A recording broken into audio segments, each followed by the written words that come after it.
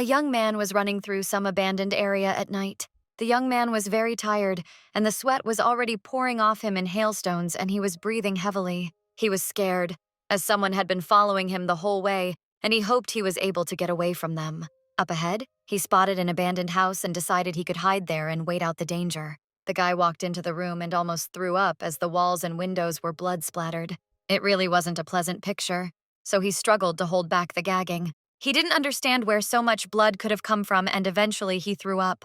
After a moment, he looked up and saw a scary and strange man in front of him. The scariest thing was that this big man was holding a chainsaw and was going to kill the young man with it. From horror, the guy froze on the spot, and to run from the maniac, he simply did not have the strength. So he fell on his knees and began to beg the man for mercy, for he knew nothing. Plus, he promised that he would do anything the stranger asked, just so long as the stranger didn't kill him.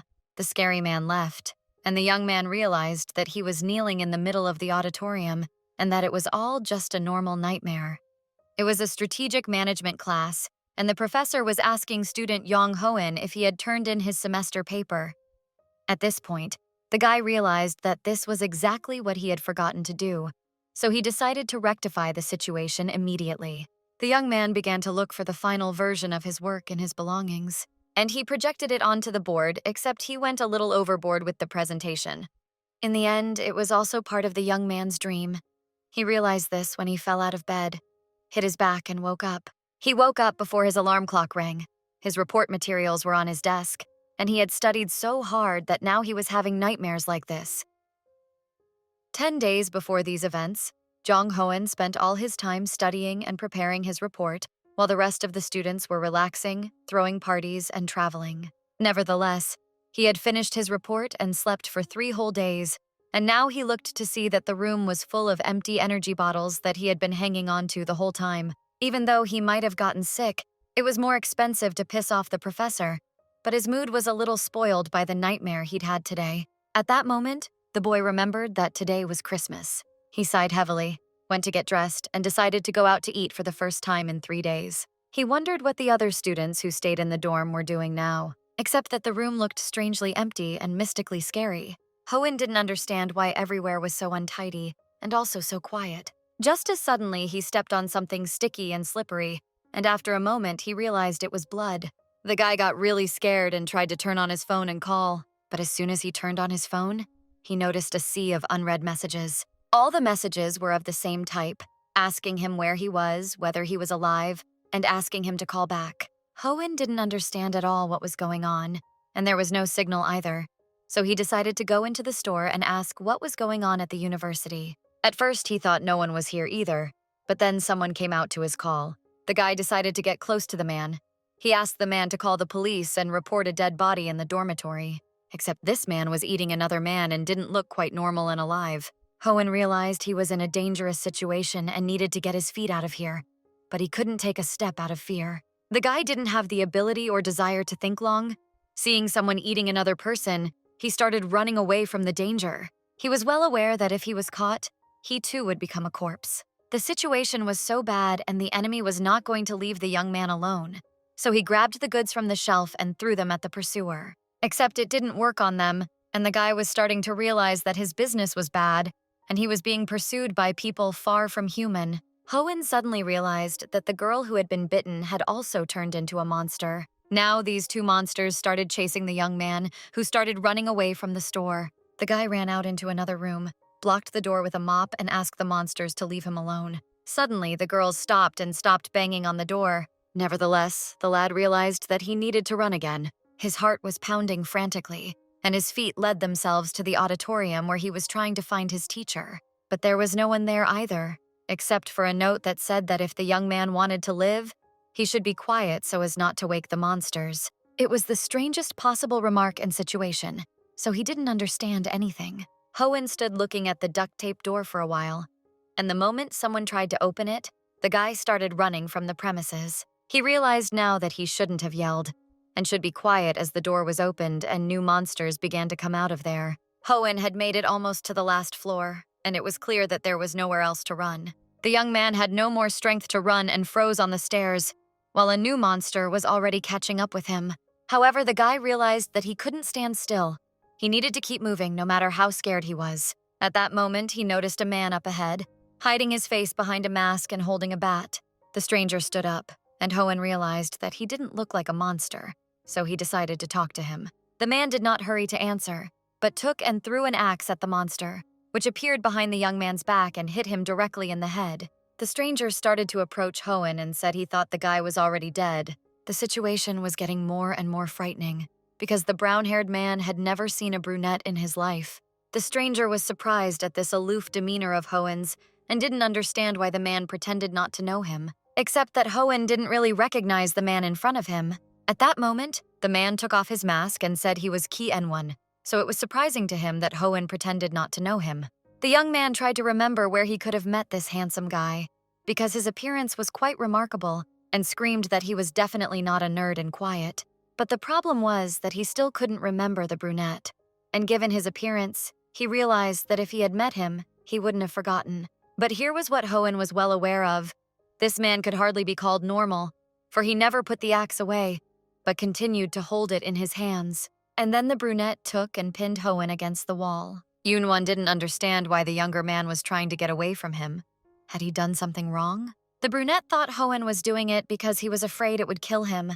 Except why would he do that? Plus, he wasn't the one who forgot the other person's name and made that person look sick. Hoenn realized he was in trouble, so he began to beg the brunette's forgiveness for failing to acknowledge his elder. Ki En-won was silent, and Hoenn thought it might not be too late to try and escape. The brunette smirked and walked in the opposite direction, and told the younger man to follow him and stay alert and keep up.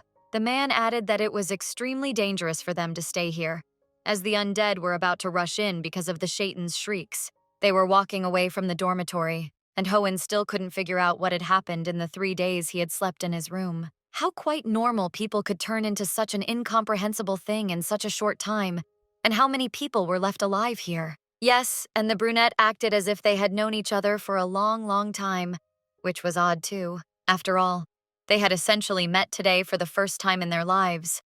But most of all, he couldn't understand how he could behave so calmly in such a situation. After all, he was indifferently, calmly, and in cold blood killing those who were human even yesterday. Yenwon noticed that the younger man was thinking about something and said again that he wouldn't kill him, or even if he wanted to, he wouldn't be able to. So they could not waste any more time and walk so slowly. So the man approached the boy and asked him to take his hand. Hoenn didn't dare to take the stranger's hand, so he did it himself. And the brown-haired man suddenly noticed that the man's hand was covered with calluses, and then they ran forward. Hoenn didn't like this situation and started making noise again, saying that he could escape on his own.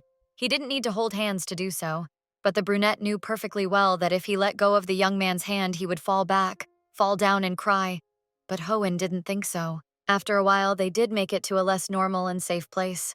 Hoenn's hand was burning with hellfire, and he didn't understand where the stranger got so much power from. Meanwhile, the man closed the door and said that by all accounts, the monsters had captured another human. The brunette's suspicions were confirmed, and someone started knocking on their door, crying and begging for help. Hoenn didn't understand why they wouldn't help someone who was in trouble and asked for their help. The man began to plead with them even harder, and Hoenn was ready to open the door, but Yenwon stopped him. The brunette, unlike the châtain, was well aware that the man behind the door couldn't be helped and was just another snack for the monster. This information didn't reach the brown-haired man's brain, so Yoon-won said that for monsters, humans are food, so they catch and eat them. So now it's every man for himself. You can't go along with your feelings, because if you hesitate, you'll be eaten to the bone. At this point, someone heard them and started asking them to open the door and hide him. The brunette didn't have time to react before Hoenn rushed to the door and started to open it. Still, at the last minute, he was able to intercept the Shaitan's arm, but the man started to say that if they didn't hurry, a man might die because of them. Hoenn couldn't realize that there were more than 1 or 2 monsters behind the doors, but he couldn't close his eyes to the fact that someone was asking for their help. The man realized that words wouldn't help here, and he picked the guy up and threw him to the floor away from the door. He then leaned over to the guy and asked him to stop with his ideals and listen to him carefully, as he wouldn't last a minute without his help. Suddenly, the guy decided to ask the brunette how he knew his name. Yenwon got angry, covered the guy's mouth with his hand, and asked him about whether he really wanted to die. After which, he suggested that Hoenn kill him himself on the spot, since the guy didn't like him anyway. The older one felt that the situation wouldn't change dramatically if he killed the younger one once.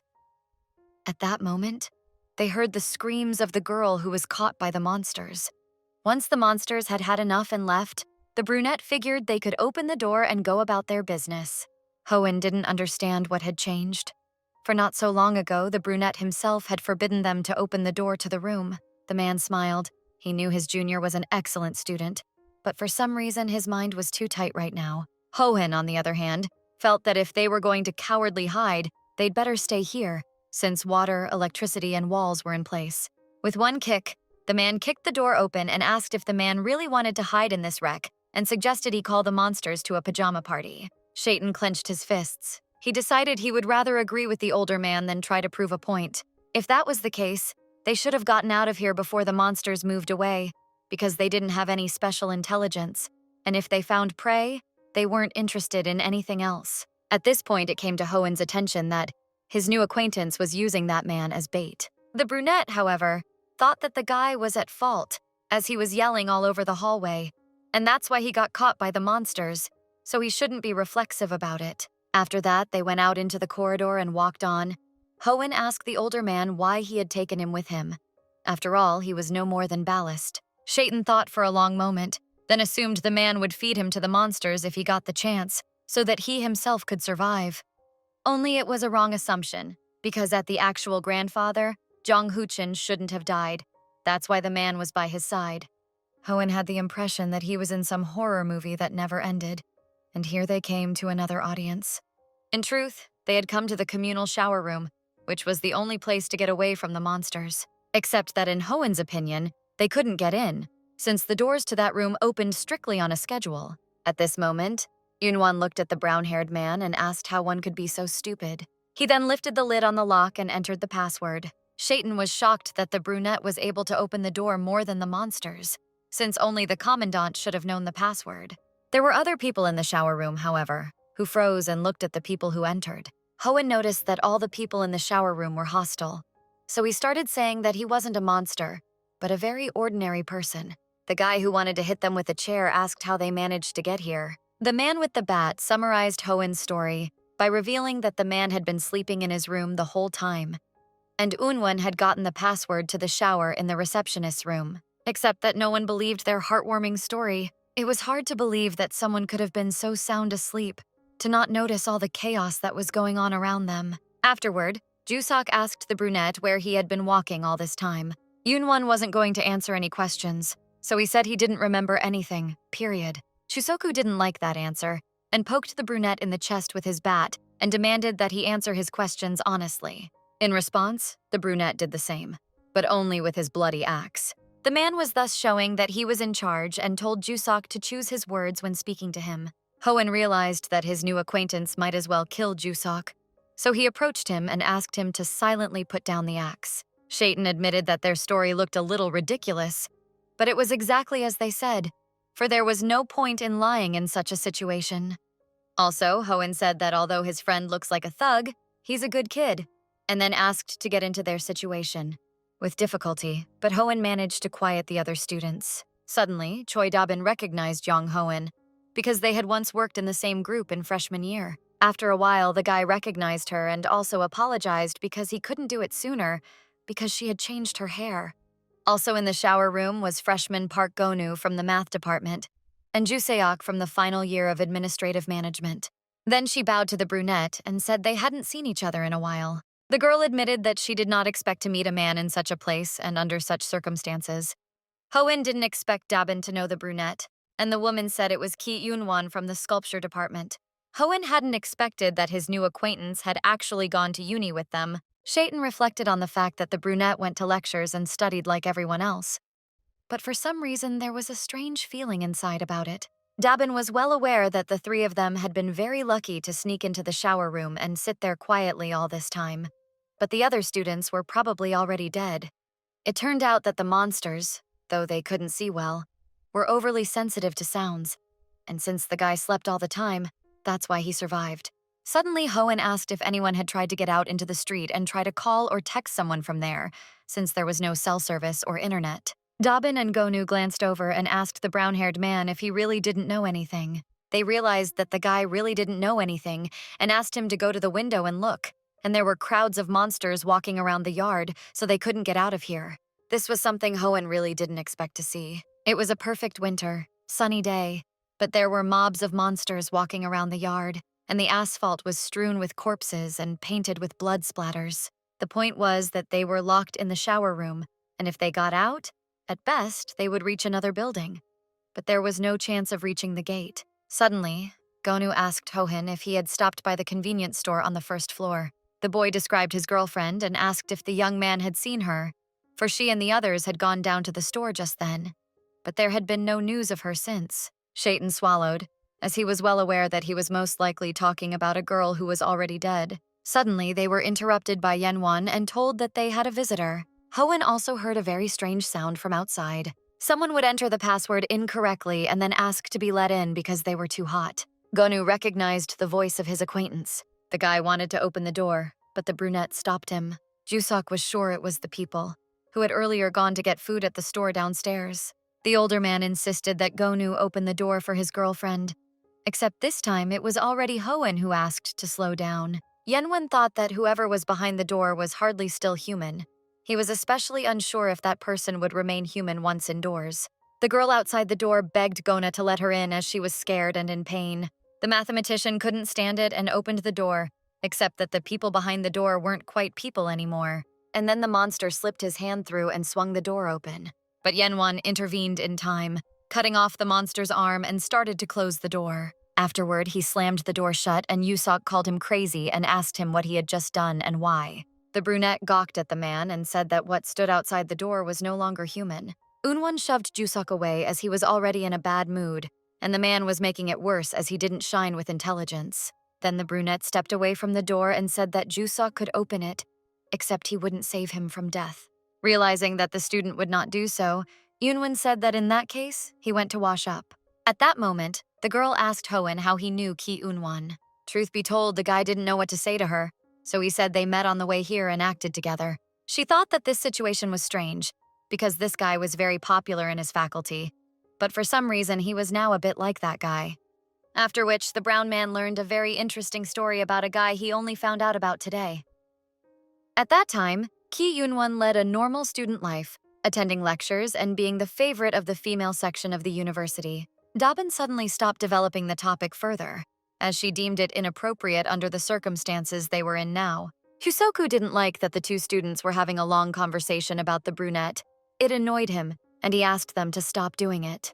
And then, to be more convincing, he threw an empty pack of cigarettes at the brown-haired man's head. This man obviously didn't see the edges, because he said he sent Eugene downstairs to get cigarettes and she was incapable of bringing him even one pack.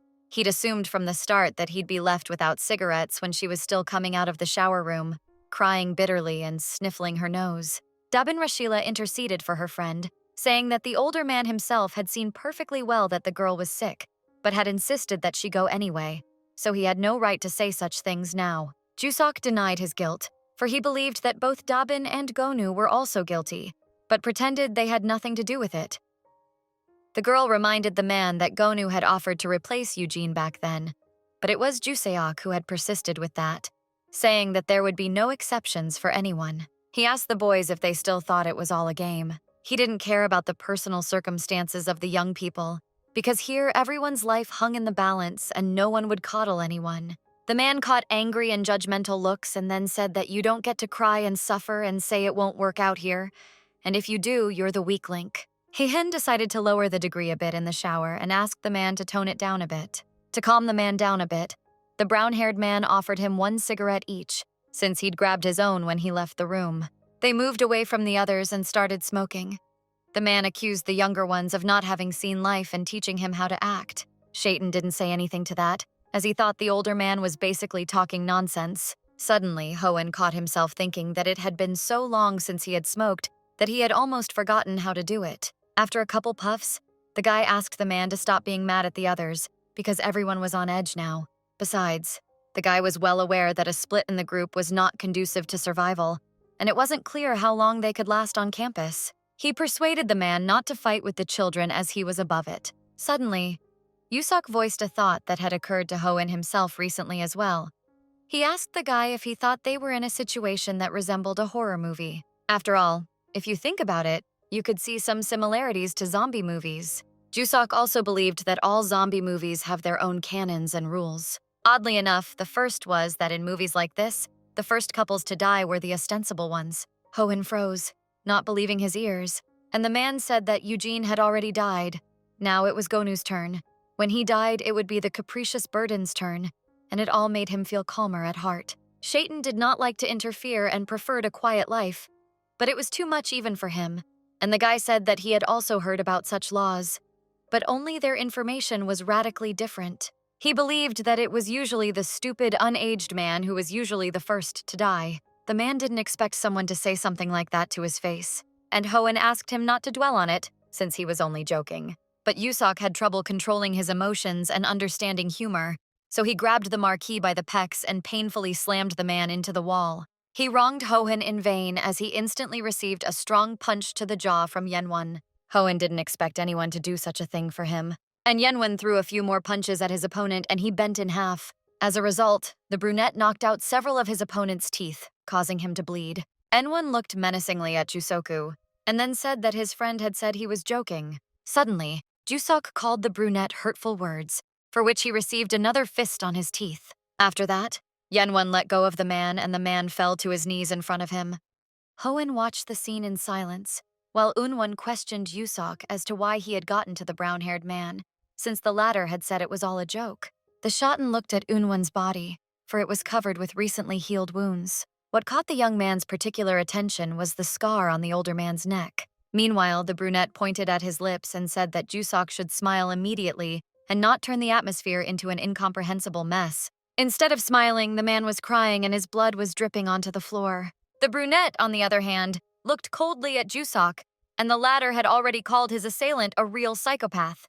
The brown-haired man, on the other hand, looked at his new acquaintance and realized something was wrong with him. After all, he looked at every scar and didn't understand where they could all have come from on the older man's body.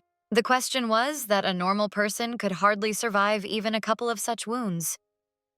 At that moment, Dabin and Gonu ran into the room, for they had heard the rumbling and decided to see what had happened. The girl had not expected to see such a very unusual picture. Hohen sighed heavily, for he was well aware that all his efforts had collapsed, and something had to be done again. It was sad to realize that the situation was as bad as it could get. Jusok left the corridor, followed by Dabin and Gonu, but the man waved them off, while Hohen pondered the fact that not only could they not leave the university, but they couldn't even get out of the shower room. It was obvious that sitting on their asses was also a bad option, because it was unlikely that anyone would come and rescue them. Suddenly, the brunette asked the younger man if he had been startled a few minutes ago when the brown-haired man slammed his back against the wall. Shaitan looked at Unwon and realized that while everyone was nervous, only the brunette remained indifferent and calm. Shaitan admitted. Not that he wasn't scared, but not to say he wasn't surprised at all. The older man admitted that he couldn't help it when Jusok decided to hurt Hohen. So he flared up. Strangely, here Hohen understood why the guy had acted this way. The brunette, on the other hand, doubted it, so he looked questioningly at the guy next to him. Hohen smiled. Behind that smile, he tried to hide the fact that he wouldn't be able to understand Yvonne. The point was that a normal person would not be able to understand the way of thinking of an abnormal person. Yet he replied that of course he did. Unwon became sad, and then said that the brown-haired man didn't understand his feelings, because if he had, he definitely wouldn't have responded like that. Seeing this, Hohen's first thought was to comfort the man, so he apologized for his words. Only his attempt failed and made things worse. For the brunette had said there was no point in apologizing when the man didn't realize he'd done the wrong thing. For in that moment, the brown-haired man realized that he felt like a bastard for constantly hurting the one he loved. So at this point, Hohen decided to save what he needed to do to get the man to forgive him and stop resenting him. The brunette didn't bother to answer, just rested his head on the brown-haired man's shoulder. Afterward, Yunwon admitted that he was just too hard right now, so he asked Hohen to comfort him a little and rubbed his nose against his shoulder. Except Hohen had no idea how he could comfort the man beside him. The man turned to the brown-haired man, moved closer to his face, and exhaled a breath that he could comfort him with his body. Seeing the incomprehension in the younger one's eyes, the older one repeated that he could comfort him with his body. The situation, the words sounded the strangest. Hohen started to shake, and the brunette smiled and said that the brown-haired man looked very nice. Nevertheless, he wouldn't eat him. Shaitan was indeed shaking, but it wasn't about fear. Plus, he didn't expect to be called cute. Yenwon looked at Hoen and asked him what he was up to, and he said he could tell him everything. The brunette showed the younger man an obscene gesture, the meaning of which Hoen immediately understood. But he was surprised that the man was so confident in his charms and skills. After that, the brunette laughed. Then Yunwon hugged Hoen and asked if they could sit like this for a while, just this one time. The young man didn't understand why this brunette was behaving this way only to him. At that moment, the guy suddenly realized that Yunwon was confusing him with someone else, as his words and actions were directed as if at someone else. However, Hoen suddenly thought to himself that he wouldn't die if he hugged the brunette once, so he turned to him and gave him a hug. The man admitted that Hoen's heart was beating fast, and the hearts of the monsters outside the shower doors were no longer beating, so the pounding of the stag's heart gave him comfort. Yenwon, on the other hand, smiled, said he was very glad the guy next to him was alive, and then wished him a Merry Christmas. Time flew by pretty quickly, but the monsters kept guarding people near the doors, so people didn't come out for a full 24 hours. The worst of it was that the company was very hungry, but was even more afraid to go out. Dabin admitted that she couldn't even remember the last time she had eaten anymore. Hoen was well aware that they wouldn't be able to survive long on shower water alone. At this point, Yusok came out to them and asked them how long they were going to just sit there and do nothing. The man yelled at them and didn't understand if people were going to get together for nothing. Yusok asked how long everyone was going to just sit around and wait to starve to death. But Hoen looked at him and realized they weren't doing this of their own free will. Then he looked at the brunette and asked him how well he was doing. Yusok was angry, as the brunette sat quietly against the wall and listened to music. The brunette looked down at Yusok, telling him that he needed to start by saying everything he had, and if there was nothing to say, he should just leave. Juseok got very angry as he thought Unwon was very insolent, and then asked if the man knew his name. The brunette didn't know, and in truth, he didn't need that information in the future. The point was that they needed something to eat, so Juseok started demanding that Unwon go and get them food. The man said that the brunette and the brown-haired man had come to the place already when they first occupied it, so they had to repay them. Dabin supported Jusok in going out and getting some food. Jusok thought they needed to eat. For 3 days without food, he was already going mad, for the water was not helping them much. Gonu was worried about having to kill those in the hallway, but Jusok felt they had no other choice. The mathematician refused to come out as he didn't want to harm Eugene, even if she became a monster. Gonu's vote aside, Dabin and Yuseok were in favor of going out for food and asked Yunwon and Hoen what they thought about it. The brunette admitted that he would do as Hoen said. Shoten, however, did not understand what was happening to the older man, since the latter, until just a short time ago, had acted like a fool with him, and now tell him to do as he said. After all that mattered to him was that Hoen would be by his side and it didn't matter where. Since that was the case, Dabin asked Hoen what he thought of Yusok's offer. It was situations like this that the guy hated the most, when everyone was looking at him and he needed to make an important decision. He realized that if everything worked out well, he would be on the plus side. If something went wrong, the blame would be placed on his shoulders. So he decided to wait a little longer and see how things would develop. Night came and they went to bed. Hoen couldn't sleep. He kept thinking about why all these strange things had started happening at their university, and then he heard a strange sound that made him sit up. He saw Gonu sitting opposite the front door talking to someone. Yunwon woke up as well, as he heard someone start scratching hard at the door. The mathematician sobbed and apologized to his girlfriend for not standing up for himself and not saving her. So he promised her he would be with her again soon. He opened the door and the girl pounced on him, biting his neck. The boys stood silently watching as the monster ate their acquaintance. Jusok woke up at this point, but he hadn't yet realized what was going on around him. It became obvious that they were in huge trouble because of the antics of Gonu, who was already dead. Eugene didn't come alone, but with another monster, and the two of them ate math. Hoen's mind was a mixture of disgust and fear at the picture he saw. At that moment, Dabin woke up and screamed loudly, attracting the attention of the monsters, so Hoen covered her mouth with his hand and asked her to keep quiet. The girl was badly frightened and trembling with fear. At that moment, Jusok noticed that one of the monsters was walking straight towards them. As it did so, the man moved aside and the monster swooped right at Hoen, but the monster managed to miss and so didn't realize what had happened. Jusok couldn't put two and two together either, so he watched in horror at everything that was happening before his eyes. Unwon, on the other hand, was calm and said that everything was logical. The monsters had come for a nighttime snack. After that, he took the axe and told the brown-haired man to stay close to him, because if he left him for even a minute, he'd be in a state of confusion. Meanwhile, the monster decided to attack him. Hoenn noticed the monster's maneuver, but there was nothing he could do, so he only shouted, warning his friends. But unlike the others, Unwon was waiting for the attack, so he killed the monster with his axe and it fell to the floor. Hoenn was amazed that the brunette was able to finish off the former human in one blow. Meanwhile, the girl huddled in a corner, crying and trembling with fear. Meanwhile, Eugene, who couldn't get enough of math, was looming over her. As it was, and Hoenn was more or less collected and asked Jusok to get a grip.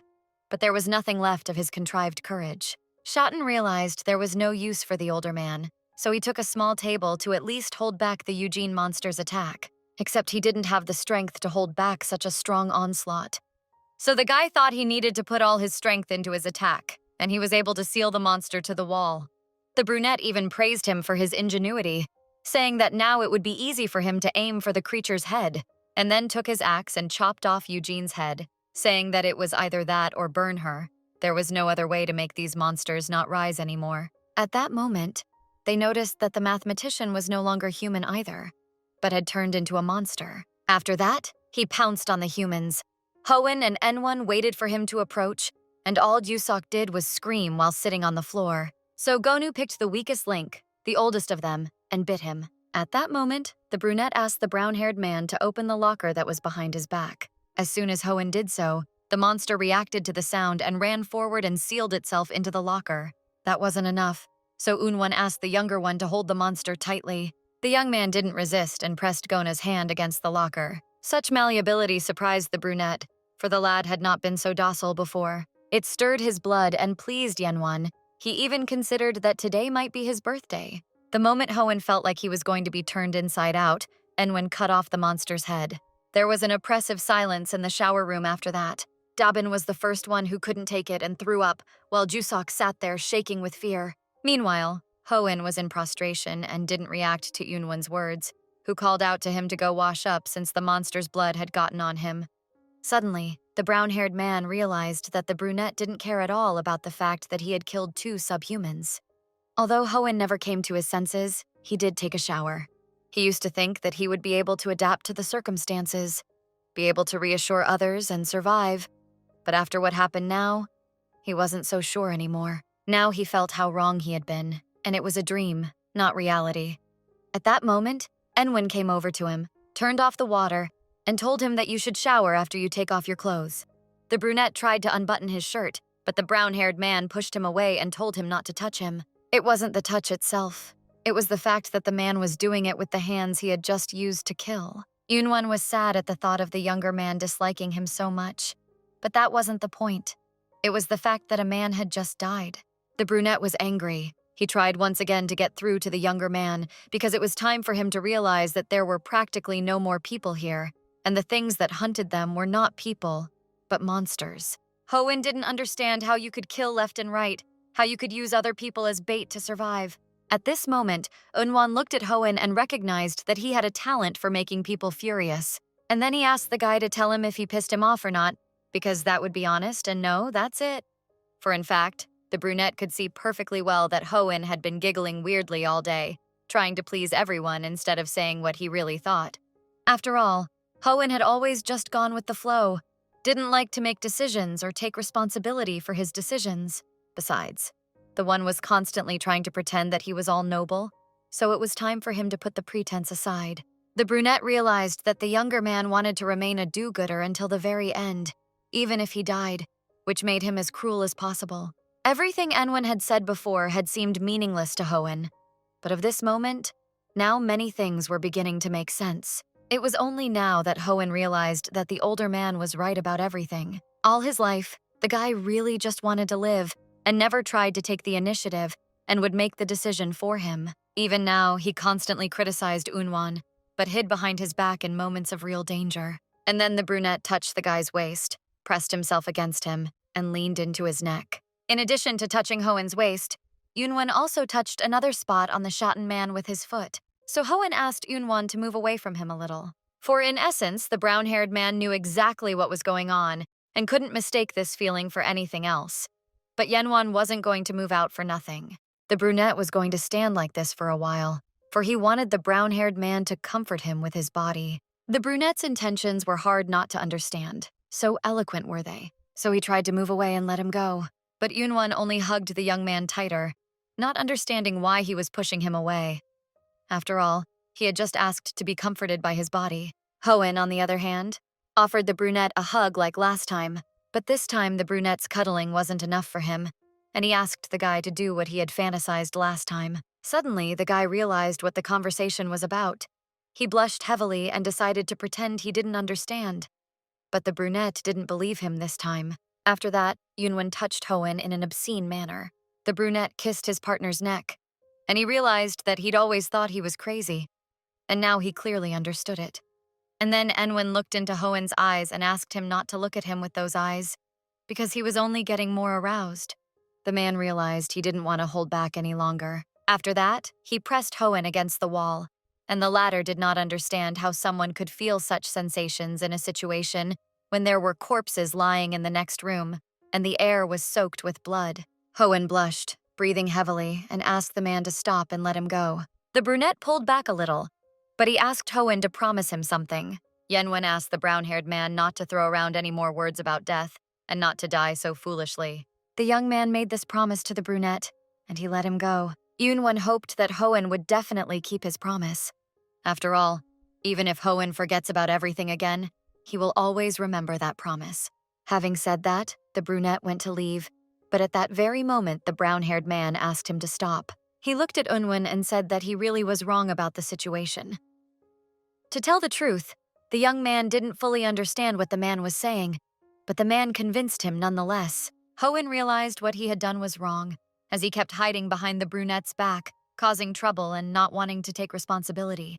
However, he didn't understand what the man really wanted from him. After that, Hoen started to get worried as he didn't know what to do next. Most importantly, he said everything he wanted to say. Shaitan was worried. He hoped that by saying all this, he hadn't brought a storm upon himself. Ki Yunwan approached Jong Hoen. He tried to touch his cheek, but the guy recoiled because he was afraid that the brunette would hit him.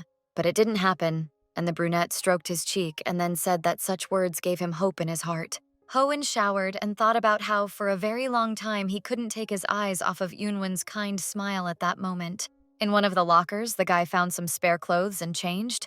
He hoped nothing bad had happened outside, but he was mistaken as he heard Dobbin's voice trying to reach Jusok, who was unresponsive to her voice. The girl turned her head and motioned for Hoen to come closer to them. She realized that there was something wrong with the older one, but what exactly she didn't understand yet. The girl said that their acquaintance had a high fever, lost his breath, and did not regain consciousness. She tried to find out what was hurting him, but he did not answer her. Hoen realized that was rather strange, and then asked where Yunwan was. Dabin said that he had gone to scout. Hoen touched the older man and realized he had a high fever and knew something had to be done about it. But then his eyes opened wide as he realized what was happening to the older man. The man began to turn into a monster, since he had been bitten by Gonu the day before. Dabin got really scared and started hiding behind Hoen's back. At this point, it came to the guy's attention that he and the girl were not allowed to stay in the shower room any longer.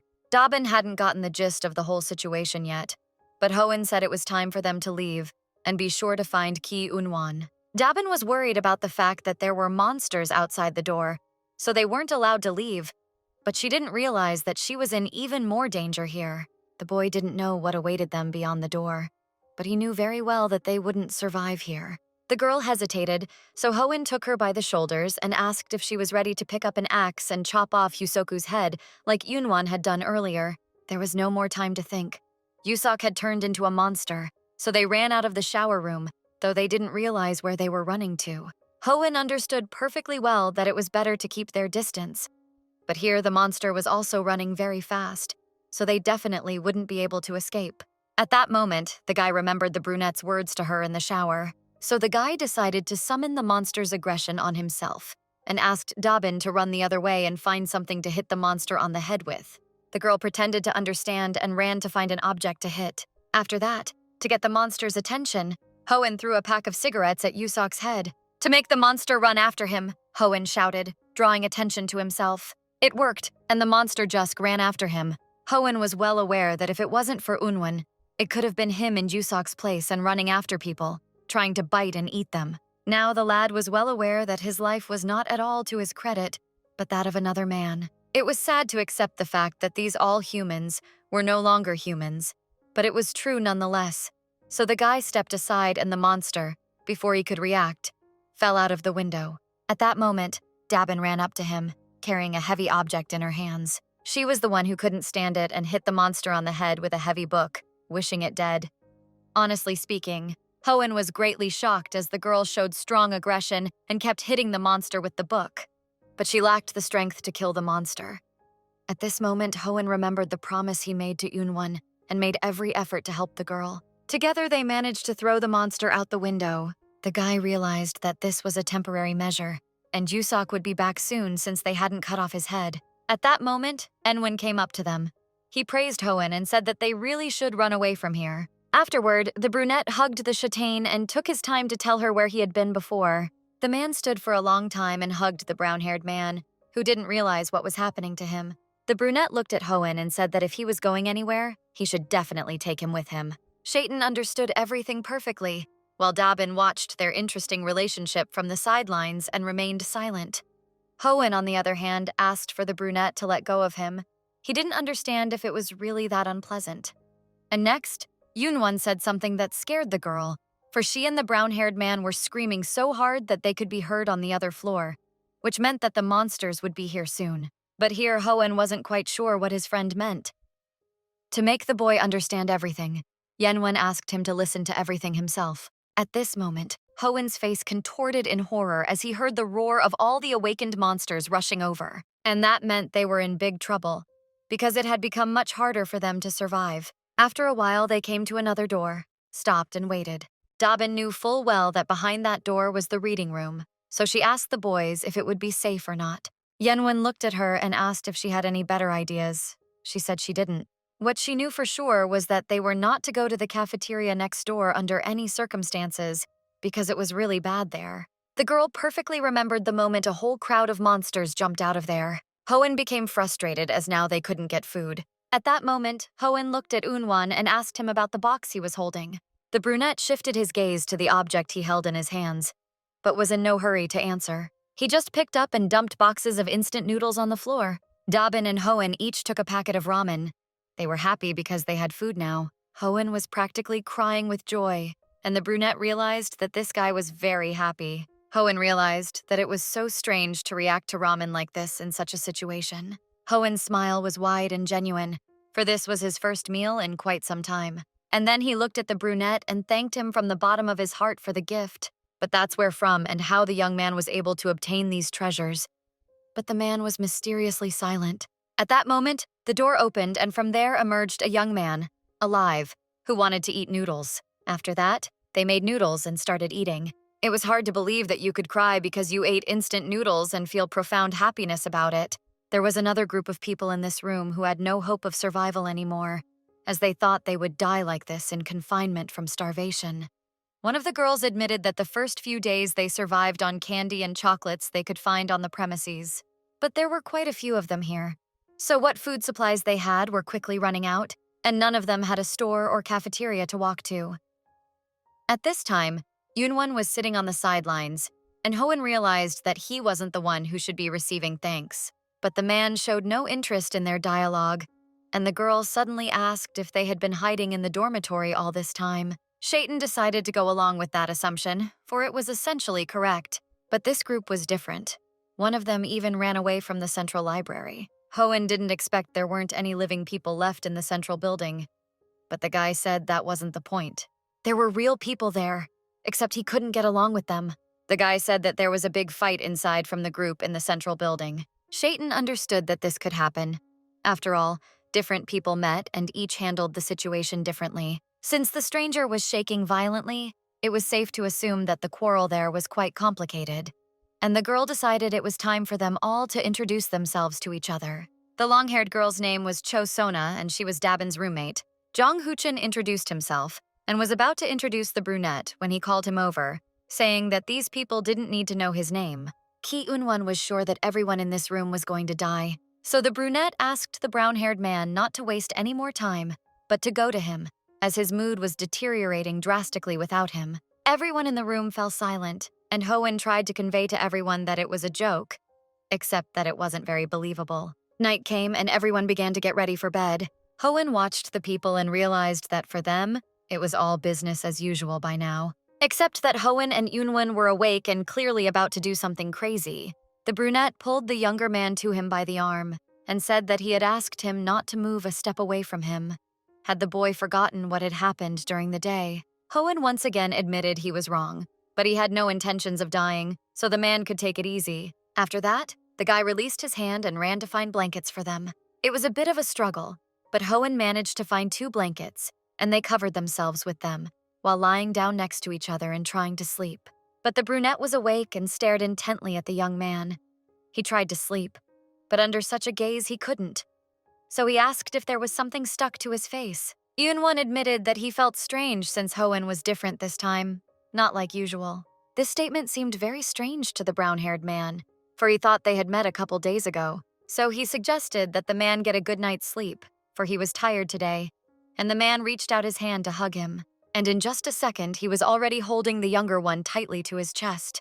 The gesture startled the brown-haired man a little, but then it began to dawn on him that Unwon was going to sleep in that position all night. At another time, he would have started to resist, but today he was so very tired that he decided not to pay his attention to such things.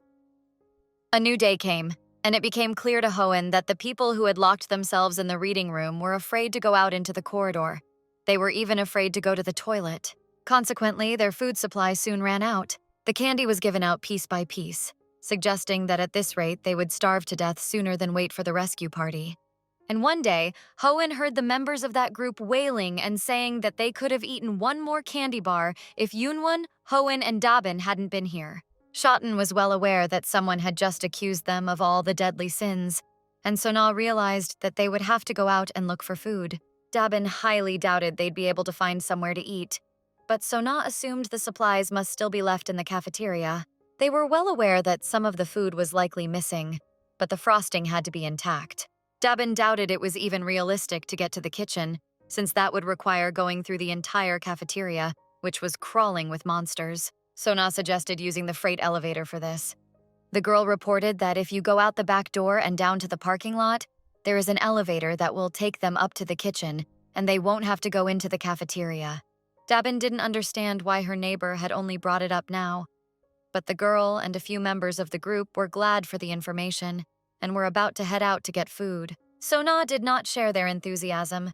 After all, it is not to go to the neighboring toilet. Hoen listened attentively to all this. His sixth sense told the guy that the girl was having a very understandable dialogue. She was saying that it was dangerous to go to the elevator in a crowd and other things in that series. The picture was more than clear, and Hoen had never once in his life suffered a loss because of his guesswork. He noticed everyone in the group staring at him, and he realized that his guesswork was going to come out sideways today. The young man's hunch hit exactly the right target as Jo Sung asked him, and the older man to go grocery shopping alone. History repeated itself, with the girl talking about how she and her group were the first to take the place, and the guys came in already, so they should make an equal contribution to their little community. The girl hypocritically thought her decision was the fairest in the situation. The rest of her group nodded in agreement, agreeing that they were getting short on food with the arrival of the new people. Hoen was seething with anger, as he was well aware that this was utter nonsense and that they didn't have any food as it was, and they were happily eating the ramen that Enwin had brought for him. The brunette agreed that yes, they could starve to death at this rate. Chosona smirked contentedly and considered her devious plan a success. She felt that the boys should help her because of universal justice and nobility, for that way they would help them and themselves. To tell the truth, it was the first time in his life that Hoen was amused to hear something like that, since there was no talk of justice or assistance. Yes, he could and had every right to start figuring out how much and what he and Yunwon had eaten, but he was more offended that Dabin was supporting her roommate and not him. Her entire demeanor demonstrated the fact that she would not help the man who had saved her life several times by becoming part of a new group. Hoen once again decided to remain silent, but Enwin decided to go all the way and said that people should have been more honest. and said that it was better to let the guys die than all of them, because their own skin would be more valuable. The brunette could see through them all perfectly, for they were hungry, but there was no determination to get food, so they decided to eat at the expense of others. Zhongxian decided to keep playing white and fluffy, and said that the point of what she said was completely different. Yunwen was ready to argue further, but was prevented from doing so by Hohen. The brown-haired man said they would leave since they were being chased away. But he also made the point that Sonia should have been more honest, and said she was chasing them away because they were outsiders instead of making up this fairy tale. After all, if she and the others had acted similarly, he wouldn't have been so disgusted after everything she'd said. He then took the older man by the hand and said that they were leaving, as the two of them could handle things together. It looked cool from the outside, but once in the hallway, the brown-haired man collapsed on the stake from the emotions he was experiencing. The guy hadn't expected such behavior from himself, but then he looked at Unwon and asked him why he followed him out of the room without saying a word. The boy did not understand the brunette, for he saw perfectly well that the words of the men did not convince him in the slightest, but he still followed him. It was as simple as 2 times 2 4. Hohen had called him to come with him, so he went after them without a second thought. Understandably, he could have not, but the guy was more important to him than anything else. And then he added, in all seriousness, that he had already said that if Hohen went towards death, he would follow him. If he asked to take his life, he would do it with his own hands. He basically didn't care what Hohen was doing, as long as he was near and in his field of vision. Shaitan once again did not understand what the brunette was saying or implying, and the latter began to chuckle at the absurdity of the situation. Yenwan assumed that the guy thought he was crazy and his words were complete nonsense. The truth was that he was already starting to believe it himself. Afterward, they went outside and Hohen looked up at the sky and saw the first snow for the first time in a long time. Initially, Hohen thought the brunette was strange, a bit out of the world, but the more he got to know him, the more questions he had, so he suddenly asked him what he would do if they managed to survive and leave this place. For some reason, Hohen wanted to know as much as he could about this man, what he would do if their world wasn't full of zombies, but the brunette didn't know what he wanted. No, of course there were things Unwon wanted to do, but he didn't understand why Hohen was asking him about it, and the man said he was just curious. It was the most unexpected question and situation possible for the brunette, as he thought Hohen genuinely hated him, and then he flattened his black armband and smiled roguishly, saying that the brown man had almost led him on. Hohen's heart, on the other hand, skipped a few beats and then galloped under the effect of Kienwen's smile. Slowly but surely they reached the parking lot. But the Shaitan caught himself thinking, catching up with the brunette, that he did not feel any dislike for him, but rather even on the contrary. They reached the elevator, stepped into it, and began to ascend to the required floor in proud and awkward silence. Hohen was the first to decide to break the silence. He realized they were unarmed now, so it was an open question what they should do if the monsters made it to the kitchen. The brunette was as calm as ever. He realized that if the monsters were already in the kitchen, they would have to fight them. If they didn't, they would either lose or die. But more than anything else, the brunette wanted to survive, because this time it was different, and Hohen got his hands on him and was even the first to ask what he would like to do. So it would be maximally frustrating to die in such a situation when things worked out better than usual. The brunette then looked at Hohen again and brooded over what he would most like to do. They arrived at the right floor. The elevator doors opened, and Hohen asked Yunwan not to voice what the brunette was thinking as he looked at him. Since they had arrived, there was no point in standing still either.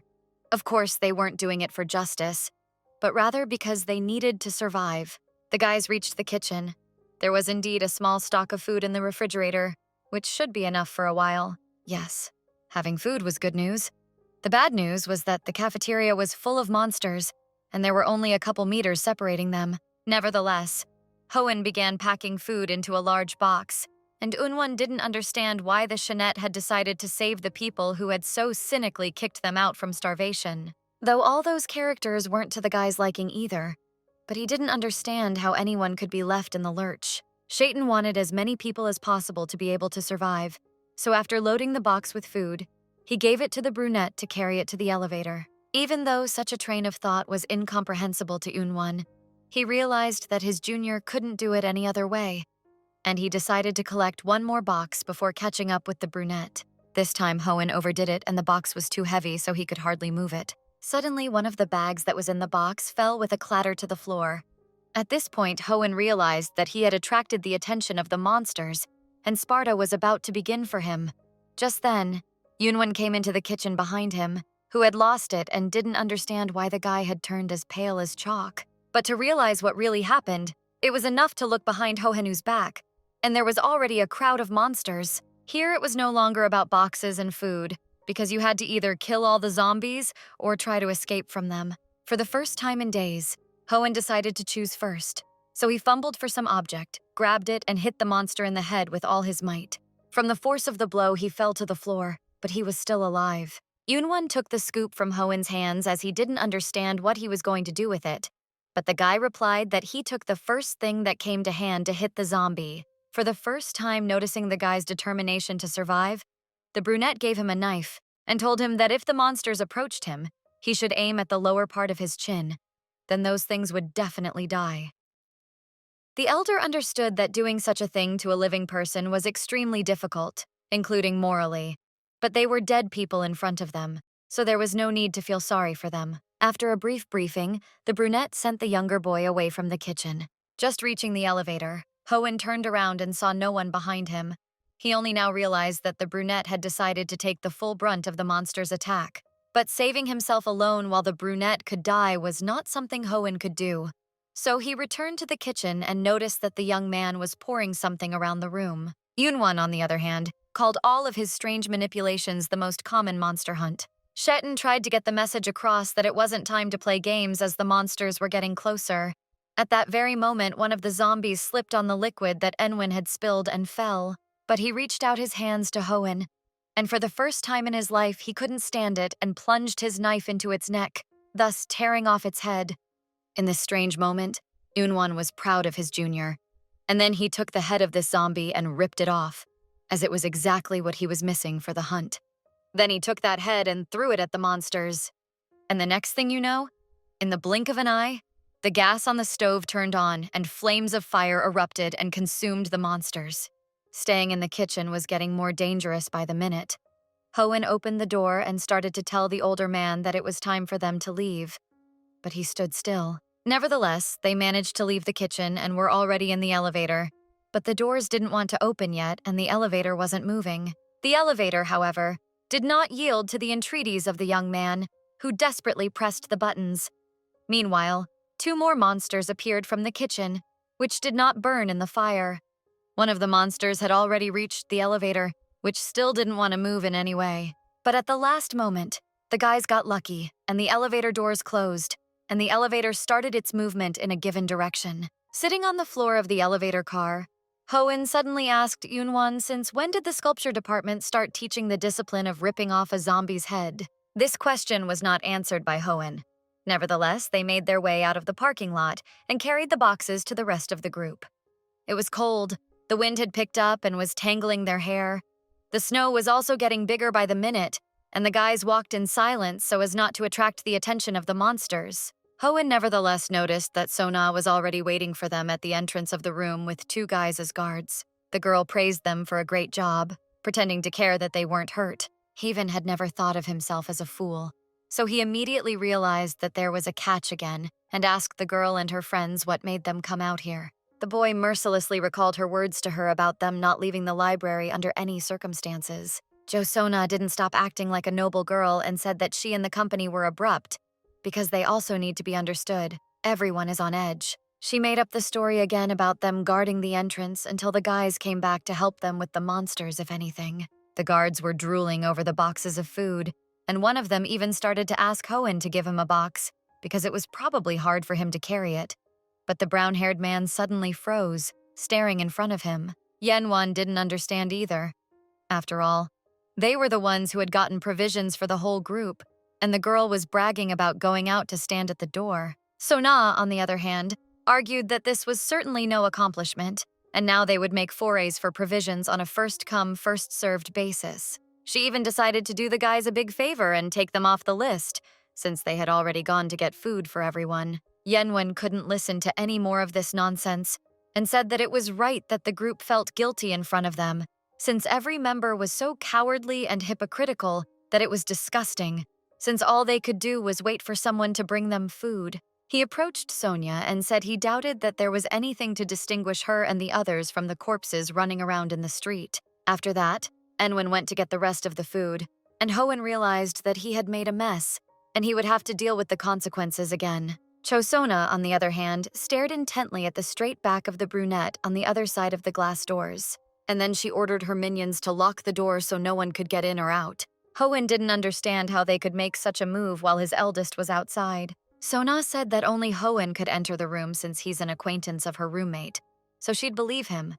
But the brunette isn't one of the people she trusts. Sona was sure that as long as Hoenn was around Kai Enwen, no company of survivors would be willing to accept him.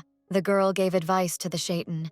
He should come to his senses and stop communicating with such an insolent man, because it is neither him nor brunette to goodwill not bring. Hoenn was confused and realized that maybe being with Unwan wasn't the best choice of his life. But nevertheless, Hoenn chose the brunette's company, for which Sona and the others kicked him out of the building into the street, saying that they had given him a chance, but he hadn't taken it. Shaitan was angry. He was ramming on the door and shouting, saying that Sona and her minions were behaving worse than zombies and had completely forgotten about humanity because of the food.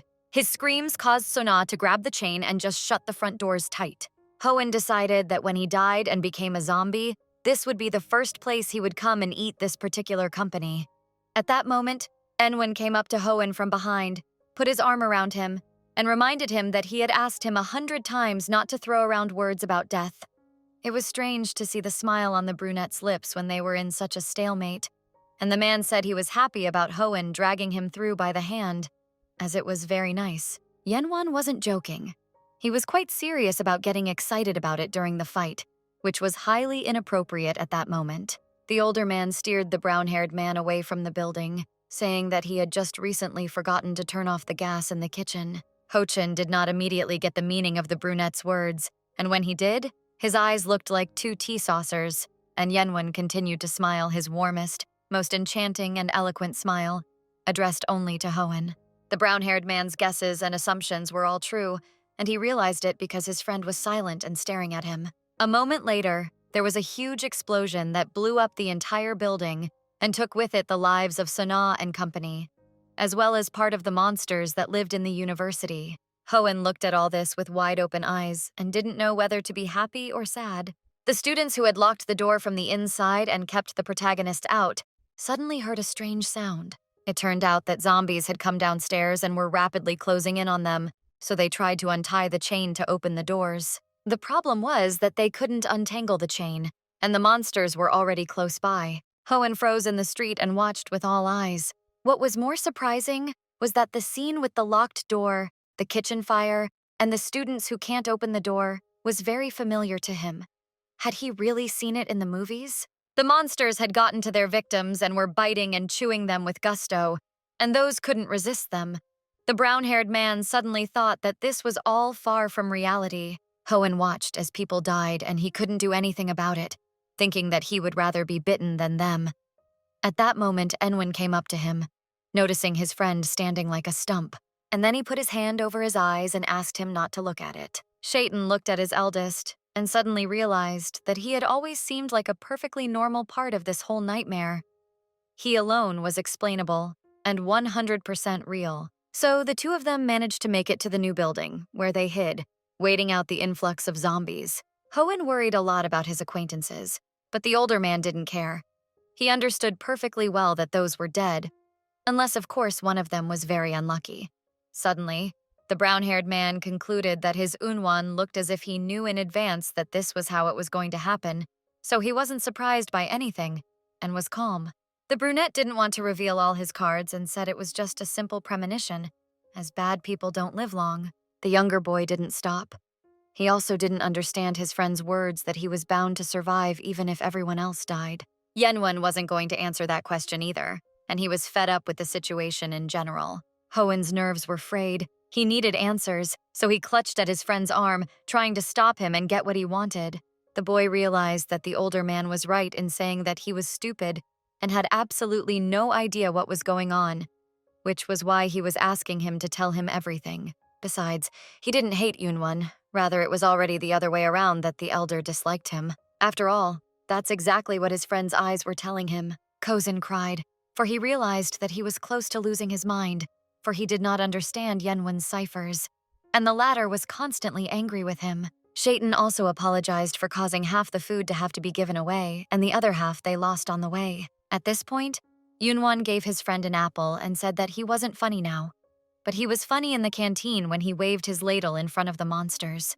The brunette picked this apple especially for the younger boy on the way out, knowing he would love it. Besides, he knew very well that Hoenn loved apples very much and would never give them up. Junior did his best too and hid some candy bars in his pockets, which he now wanted to share with his buddy. He had hidden them on a hunch, since those people didn't look very trustworthy, and now he was glad of it, because he could treat a friend. Except there was one problem. Hoenn didn't tell his eldest that he liked apples. Shaitan didn't recall talking about his taste preferences, so it was an open question as to how his friend knew about his passion for apples. Yenwon didn't answer, so Hoenn only had to thank him for his attention. Now he had the courage to also thank the elder for having saved his life countless times already, because otherwise he would have died long ago. Hoenn sat down to eat an apple, and as if casually said that he had no dislike for the brunette, but rather the opposite. The guy admitted that before, when they first met, he was annoyed by his friend's sarcasm, but now he realizes that every word in it was true. Now they both needed to eat well and gain strength, for only then would they be able to go out. Hoenn believed that if they both gained strength and overcame everything, they could make it to the end and survive in this terrible world. For a moment, Yunwon was immersed in his memories of watching his friend die an infinite number of times, so not reacting to his words scared him. The young man came out of his stupor and began repeating the name of the brown-haired man, hugging him, snuggling up to him. But when Hoenn repeated that he had no dislike for the older man, he couldn't stand it any longer and kissed him. Yunwon broke away from his occupation only to say that the guy in his hands was very handsome. They were hiding in a library-like room, and Hoenn was burning up and getting sick. He'd been sitting alone in that room for quite a while since the brunette had gone exploring, and his condition had gotten quite bad. So he went out into the hallway to get a drink of water from the cooler, but it was no longer there.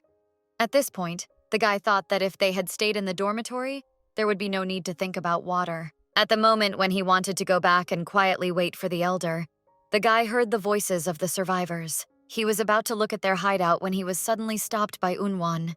And next thing you know, the guy witnessed a gruesome scene as one group of bat-wielding survivors swooped down and mauled another as he took some of their food.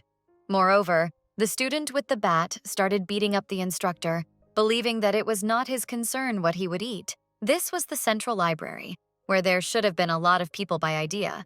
But when the main characters got here and started looking around, they couldn't find anyone. Now that Hoenn had seen one man killed by another man, he realized why monsters weren't the most terrifying thing in this building.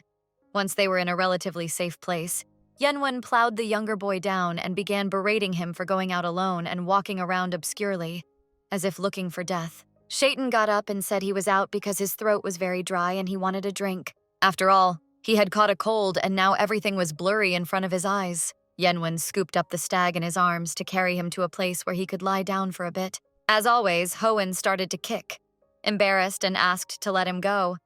But of course, nobody was going to do that, because the brunette was angry that his friend had found adventures on his ass again. The older man laid him down on the couch.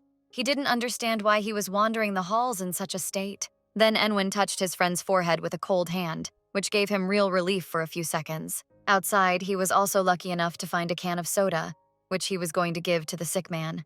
Only it wasn't that simple. Yenwon forced his friend to ask himself to get him drunk. Though Hoenn asked, but here the brunette only sighed and ruffled his hair. He looked at his friend and realized he was pretty damn cute in that moment. And in the next instant, they had already begun kissing passionately. Yenwon, on the other hand, wanted to combine the pleasant with the useful. So he filled his mouth with soda and gathered mouthfuls of soda through his mouth to drink his friend. The older man broke off the kiss after a moment and looked at the guy beneath him, realizing that even without his strength, he looked cute and seductive. The younger man was even a little offended that he was called cute all the time, because the young man could at least call him handsome once or twice. Suddenly Unwon said that the brown-haired man even in death looked cute. This made the guy sit up, because it sounded like the brunette had already seen him die. Again, images of the past flashed before the older man's eyes, so he listened to the heartbeat of his youngest. They sat like that for a while, and Hoen fell asleep on the couch, while Yunwen sat on the floor and watched him sleep. The older man admitted that he had been trying to find a cure all day, but had never been able to do so. Still, it was a library, and the weather was still, which meant the students must have brought something with them. He was going to go and look again. Hoen stopped his friend. He didn't want him to leave, as the cold could go away on its own. He just needed to be patient for a while. Except that the brown-haired man looked so bad that he seemed like he was going to die any minute. Hoen, on the other hand, was very worried about his friend, because knowing his character, it wasn't hard to guess that he would get into a fight with those guys, which would attract the attention of the zombies. For that reason, the brown-haired man didn't want to let the older man go. Hoen couldn't help his anxiety for his friend, as he worried that something might have happened to him. As usual, Junior said a lot of other things that made Unwon very angry, because he concluded that he wanted him to survive, but he didn't care about his own life. But he had a different opinion on the matter, for even if the world dies, Hoen must live. Hoen was left alone in the room. He to and fro slept and woke up thinking about the brunette's last words. However, he still couldn't understand why his friend was persistently trying to save him. Hoen sat down on the couch. His head was dizzy and sore. His body felt like lead, so he realized he wasn't yet an assistant to the older man who had gone over the water. At that moment, he heard a woman's voice outside the door. The girl was obviously running away from someone, so the guy decided to take a couple steps to the door. The protagonist realized that the girl was in trouble and was being chased by yesterday's guys with bats. The stranger knocked and asked to be let in, at least for a little while, because otherwise she would simply be killed. Hoen couldn't leave things as they were, so without a second thought, he opened the door in front of the girl. Hoen saved her, but then passed out and woke up in the brunette's lap, and the stranger told her that there had recently been a skirmish between survivors here, so she had escaped. And if it hadn't been for the guys, she would have been killed too. Yenwon was silent and listened to the story. The girl also said that she just wanted to get her stuff, and they took her and called her a thief. From the look on the older man's face, Hoen realized he was angry, though he only asked about sleep and his well-being. Shaitan was thrown into a shudder and started apologizing for everything in the world. Except it was all wrong. Yunwon was sad that his friend didn't understand anything again, and was apologizing just for the sake of apologizing without understanding the reason for others' concern. So he didn't need such apologies. At this point, a girl intervened in their conversation and asked if she could continue her story. The stranger's name was Kim Na-hee, and she thanked Hoen from the bottom of her heart for her help. She emptied her backpack of her belongings in gratitude. There was some medicine in there. Of course, it wasn't cold medicine, but better that than nothing. So she gave it to her savior. After that, she decided to leave, as her companion was probably already waiting. She didn't know about what was going on outside the library walls, as her phone had broken, but she was trying to find out. But so far to no avail. Hoen was surprised to learn that when the whole nightmare started, they started a radio broadcast and asked no one to leave their rooms. It was also said that traffic and movement will be restricted for a while, but if everyone follows the rules, everything will be fine. It was also reported that there was some kind of accident in the lab building. The girl left, and Unwon and Hoen were left alone, the brown-haired man sleeping sweetly again, and the brunette guarding his sleep. The older man was getting more and more worried about his friend, as his fever was not going down, even though he was applying a cold towel and cooling his cheeks. This was the first time a situation like this had happened to them, so the brunette had no idea what to do or how to do it. It felt like he was in some world of his own right now, so all talk and talk about their story ending before the guy started to get sick. Hoen came to his senses, and the older man wondered why he was always looking for trouble in one place. In addition to being worried, the older one was also very jealous, as the younger one took the medicine from the girl with a smile, and it is worth it to bring him something, as he has a stony face. On the second 24 hours, it came to Hoen's attention that Enwin had taken offense at him. And since he's highly offended and not in control of his anger, something needs to be done about it and fixed somehow.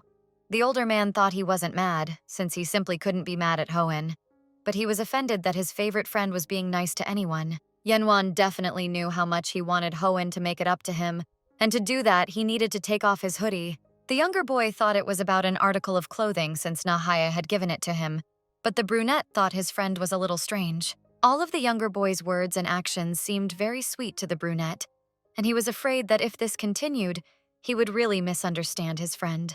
Hoenn didn't understand what he was being accused of, because there was basically only one strange person here, and it wasn't him. Junior agreed, and Unwan began to molest him again in a very blatant manner. True, this time he pulled away abruptly and asked what Hoenn was thinking at this interesting moment. The answer was as original as ever. The brown-haired man kept thinking about the fact that his friend had very large hands. Unwan liked the answer and continued his pestering. But this time Hoenn interrupted him and asked what the brunette was thinking. The older man, on the other hand, was thinking about how seductive his favorite friend looked under his clothes. Yenwen monitored his partner's reactions and realized that the latter liked everything, while Hoenn himself realized that he needed to push the brunette away, since they had only recently met, and there was all this. The older one reminded the younger one to be a goody-goody and not yell if he didn't want a mob of zombies visiting. The young man paid no attention to Hoenn's feeble protests, and continuing to speak vulgarities, continued his molestations. For a moment, Hoenn's embarrassment changed to surprise and fear, and then to expectation of the banquet to continue. They finished their exercises quite quickly, and Unwan noticed that his partner couldn't come to his senses. They decided to postpone the second round for later, and Hoenn went back to sleep, as the sickness wasn't going anywhere yet. Though the younger boy wanted to sleep a little longer, Yenwen asked him to wake up and get up, even though he realized he was still under the impression of their closeness. Nevertheless, it was necessary to get up, as they had a guest coming to visit, and Hoenn needed to get dressed quickly if he didn't want to show his hickied body to the girl. Nahaya came to them. She was trembling and crying. Hoenn couldn't understand anything from the girl's story, so he looked out into the hallway and saw a sea of blood everywhere and corpses at the bottom of the stairs. The protagonist realized that these corpses were different from those he had seen before, and the girl said that her friend had gone to look for water at night and did not return and found her in such a state. Though the brown-haired man didn't want to believe or admit it, it was most likely not the work of monsters, but someone else. At this moment, Enwin came to them and said that when a person became a monster, their blood would start to rot and become viscous, and there was too much of it here. The man knew that even if the monster's head was chopped off, there wouldn't be so much blood, and also the color of the liquid would be different, not so red. The girl fell to her knees as the meaning of the guy's words came to her. Hoenn, too, was only now realizing that it was a show of force. The girl's corpse left in the passageway to show that anyone would die who invaded this territory without permission. Nahia turned back to Ohyun, and the girl tried to comfort her friend at least a little. Panic reigned in the group of girls, with Jinhek wailing that they were all going to die, and Hoenn realizing that they may have overreacted by joining them. It turned out that the most dangerous group of survivors occupied the 5th floor and took all the supplies. Initially, they all gathered supplies together, but then the thugs took away the others' medicine, water, food, and didn't even want to share candy, so they started killing other survivors. Hoenn didn't expect anyone to behave like that, and the girls said those guys wanted to make their fortress out of that building. At this point, Jinhek suggested going up to the 5th floor and killing everyone there and taking away all their supplies. Hoenn hadn't expected such bloodthirstiness from the guy next to him. He understood the need for supplies, but not in the same brutal way of getting them by killing other people. The protagonist was trying to get the message across that it's wrong to do this, that it's not easy to take a life and even harder to live with it going forward, except that Jinhek came up to him and asked him to stop with the tedium and righteousness. Yenwen listened to the wretched man say that his Hoenn's views and torment his conscience in this new world are wrong and cannot be criticized in any way. The student felt that Hoenn's morals and pure thoughts were superfluous and would not help anyone. He believed they were all in a situation close to martial law and a counter-terrorist operation. Shaitan suddenly realized that with such words, the guy in front of him was justifying his desire to hurt others and get away with it. The girls pressed themselves against each other and listened as Jinhek said that the weak are always bullied. If you don't want that, then you have to become strong, or be originally born a strong man. Nahie couldn't stand it and asked the guy if he thought they were hurt because they deserved something like this. The boy insincerely apologized. He hadn't expected it to sound like that. After which he yelled at the girl because she didn't understand what he meant by preparing equipment for farming. And he still didn't realize that it wasn't a game, but reality. Yenwon couldn't and didn't want to listen to this nonsense about the game world anymore. So he walked over and punched the student in the face. After that, he gave a couple more blows, saying that he was so stupid that nothing useful could be heard from him. He should have kept his mouth shut and not pissed off the older man, but he didn't, so he got hurt again.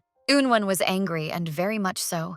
He was curious if his opponent would play such a lame game. He ended up bringing Jinhek to tears and turning his face into one solid bruise.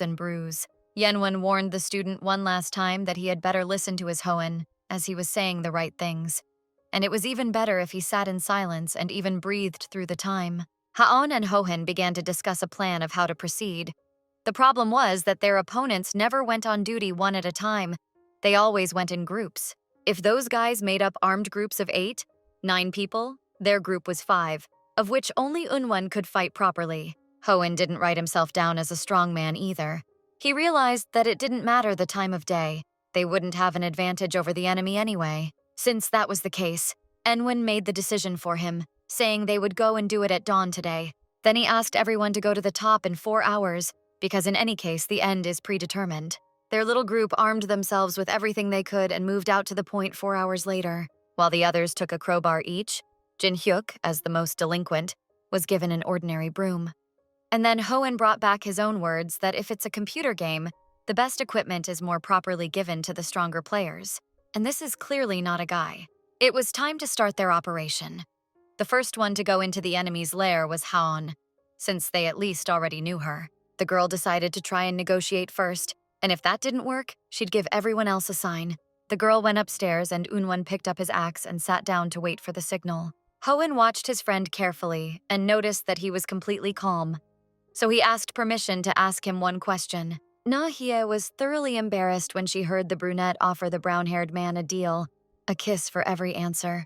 It seemed to Hoen that his friend spoke as if he already knew ahead of time what was going to happen and when. However, the older man went on to say that there was no hidden meaning in his words, but the brown-haired man began to highly doubt it. At that moment, Han came back to the guys. She informed them that something strange was going on, and there was not a single living soul in the library. Since that was the case, everyone figured it was their chance to get the supplies without any wounded or dead. But Yenwon said they still had to wait a bit longer. He ordered everyone to stay where they were and sit quietly for now, while not asking him anything. No one understood why they couldn't go there if there were no people upstairs. But the elder wasn't going to explain his words. Jinhek thought he was immortal and began to ask the brunette reproachfully how long they should sit here and wait for the weather for some unknown reason. The guy considered the main characters cowards and decided to go to the library himself and take all the supplies for himself and not share with the others. Haon also decided to take a chance and go to the library again, instead of sitting here with the guys and waiting. The girl saw the cookies, chocolates, and first aid kit there, and thought that if she went now, the chances of getting everything were high. So she didn't listen to Hoen, who tried to stop her. But then she changed her mind and decided to believe these two one last time and sat down next to Unwon. The girls sat down to wait, and Hoen was glad that he didn't have to look for reasons why it was necessary to do just that. Since there was no more room on the steps, Enwin pulled his dear friend towards him to sit on his lap. It made the girls a little uncomfortable, since the main characters had been behaving this way from the beginning. At that moment, they heard a commotion and how a crowd of people chased after Jinhek, and Unwon said that was the reason why he asked everyone to wait a bit. But this was not the end, and the elder asked Hoen to be patient a little longer, for it was not yet time to make a fuss. Shaitan, however, caught himself again thinking that his friend knew all events ahead of time, which was why he was acting so relaxed. Suddenly, the boys were thrown into a shiver as the electricity in the building abruptly disappeared. From the shouting on the 5th floor, it was clear to Hoen that this was a very real trap to catch those who would try to take the supplies. Now it was obvious that people who were willing to kill other people for supplies wouldn't leave a warm place for nothing. Realizing this, Hoen asked Unwon to run far away from here with him, but the brunette reassured him and asked him to stay by his side all the time and not to move away, because then together they could survive. When everyone started looking for Jinhek, Unwon took Hoen's hand and said that now it was time for them to join in and go up. The brunette asked the girls to hide somewhere and not to follow them and wait for their return, because they should be okay. The older man hoped the brown-haired man would have no trouble getting up the stairs in the dark, and asked him to be careful not to cry if he ran into something. Hoen didn't understand where his senior got the energy for jokes. especially when their acquaintance had been caught completely feral by the students. At that moment, the brunette led his friend to the doorway and asked him to memorize everything he would see. And there, just then, a group of men were beating Jinhek, intending to kill him. But not only that, Junior had memorized the location of the medicine and food, so he slowly made his way to the target. He realized that he had to do everything carefully, because if he was caught, he would turn into a corpse. But no matter how hard he tried, he couldn't be quiet, and he was noticed. So the guy took a flashlight from the table and hit his opponent in the face with it. After that, he rushed like the flash to the exit, even though he realized he was spotted. Except that Hoenn came with Yenwon, who decided to axe anyone who wanted to hurt his Hoenn. However, there were more bad guys than good guys in the library, and one of them attacked Hoenn and started choking him. This time, he was saved by Nahie, who punched the bad guy in the causal area, so much so that he was skewered. Meanwhile, Haon had gotten a lot of miscellaneous stuff and was ready to get out of here. They had all done well with the task at hand, so Unwon now asked his friend to run as hard as he could from here. Shaitan obeyed and ran away from the library with the girls. They had been running for quite some time, and Hoenn suggested to the girls that they leave this building as soon as possible. When Hoenn suddenly twisted her leg and fell down, her friend immediately came to her and asked her if she could get up and walk on. Hoenn suddenly realized that his new acquaintance was in no condition to run, so he made the decision to distract the bad guys so the girls could escape from here. He asked them to do as he said, because he hoped that he and Unwon would have the strength to get out of this mess alive and meet the girls again. Except nothing came of that piano, as the bad guys were already here. It was obvious that the protagonists were surrounded by their enemies, and they hardly had any way to dodge the fight. But this time, Hoenn was not going to stand still and asked his friend for an axe. Their opponent only chuckled as he knew it wouldn't help him. Except that the protagonist did not throw an axe at people. He just took it and broke the glass, thus luring monsters here. At this point, all the zombies that were in the building started running over here at the noise, scaring the bad guys. Now all the students began to run past Hoenn, everyone except the bandit leader, so the villain took and hurt the protagonist's leg pretty deeply. He thought he'd won, thought it was so easy, and it would have been if Hoenn hadn't had Yenwon with him, who went wild and hit the ringleader over the head with an axe for injuring his youngest. All the other students who had been brave up to that point were now trying to get their feet away from the brunette who had gone off the brakes. He didn't plan on letting go of any guy who hurt his favorite friend one way or another, and grabbed one of them by the neck. The brunette, on the other hand, asked them nicely not to touch or harm his youngest, because if he died, it would start all over again. At the last moment, the brown-haired man managed to hug the older man from behind and asked him to stop and not kill people. Yenwon heard that Hoenn was fine, and more importantly, he wanted to live, so he asked his friend to come to his senses and leave the zombie feast. The older man came to his senses and asked his Hoenn to be patient for a while, for they had a short stretch of road to run. The pain grew worse with each step, but ahead of them the girls met them and called out to them. Thus, the four of them had managed to escape both the bandits and the monsters, and now they were taking a breather in the hall. The girls gave Hoenn some food and water, for they could not resist going after the boys. So on the way, they picked up a little of everything from what they had lost. But it wasn't just the girls. Unwon had picked up various things, so he began to dump supplies out of the pockets of his clothes. At that, he looked expectantly at the brown-haired man and smiled, as if he was waiting for praise from him like a cute puppy. The girls had been talking amongst themselves up to this point, and decided to go to the part of the uni where the hobby clubs were, figuring they could find the essentials there. The guys didn't answer anything to that, but continued to watch the rather dangerous situation outside the window. Hoenn sat down. He even felt a little sad that it was just the two of them again. He also apologized to the older man for hurting himself pretty badly for acting like a fool. Shaitan thought he was weak, and there was little or no help from him, yet he asked his friend to take him along, for he would try his best. Yenwon saw no other option for himself, for if Hoenn had asked him to stay here, he would have nailed him on the spot. After that, he pulled down the guy's pants and asked him to sit still. As he had to treat the wound, the brown-haired man really didn't expect it to be so deep and dangerous. The older man had found an antiseptic, so he asked his friend to close his eyes and grit his teeth, for he was about to wash the wound. The Shaitan wasn't just in pain. It hurt terribly as soon as the liquid touched his open wound. So to keep from screaming at the whole building, he squeezed his temporary doctor friend to the point of pain. In the second step, Yenwon began dressing the wound, and Hoen was running out of energy to endure this torture. Junior flushed and began to shed bitter tears. The brunette couldn't get enough of his youngest and then gently began wiping away his tears. At that moment, for Unwon, there was no one more beautiful in the world than his Hoen. Saying that the kid was much cuter alive, Unwon kissed him gently. One kiss was clearly not enough for Unwon, so he wanted to continue. But Hoen asked him to stop as someone might see them. But the brunette didn't think so and continued his active actions, asking his partner if he really disliked his actions that much. I should have said they didn't like them, but Hoen didn't, so the older man did as he saw fit. But after the first round, suddenly Hoen admitted that he was very embarrassed to look at his partner. He felt very embarrassed about the fact that he had never helped the brunette in any way and had always just gotten everything. But the brown-haired man was a little mistaken, for he was the one, according to Unwon, who constantly saved him with his unreasonable kindness, even hating him.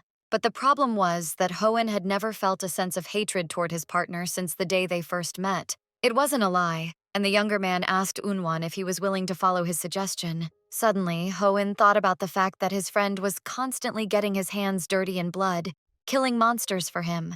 But if it wasn't for this whole nightmarish situation, he would have been an ordinary student. He would go to classes, sleep in at night, socialize with friends, and think about what to eat for lunch. So now, more than anything else in the world, Hoen longed to see just such a brunette.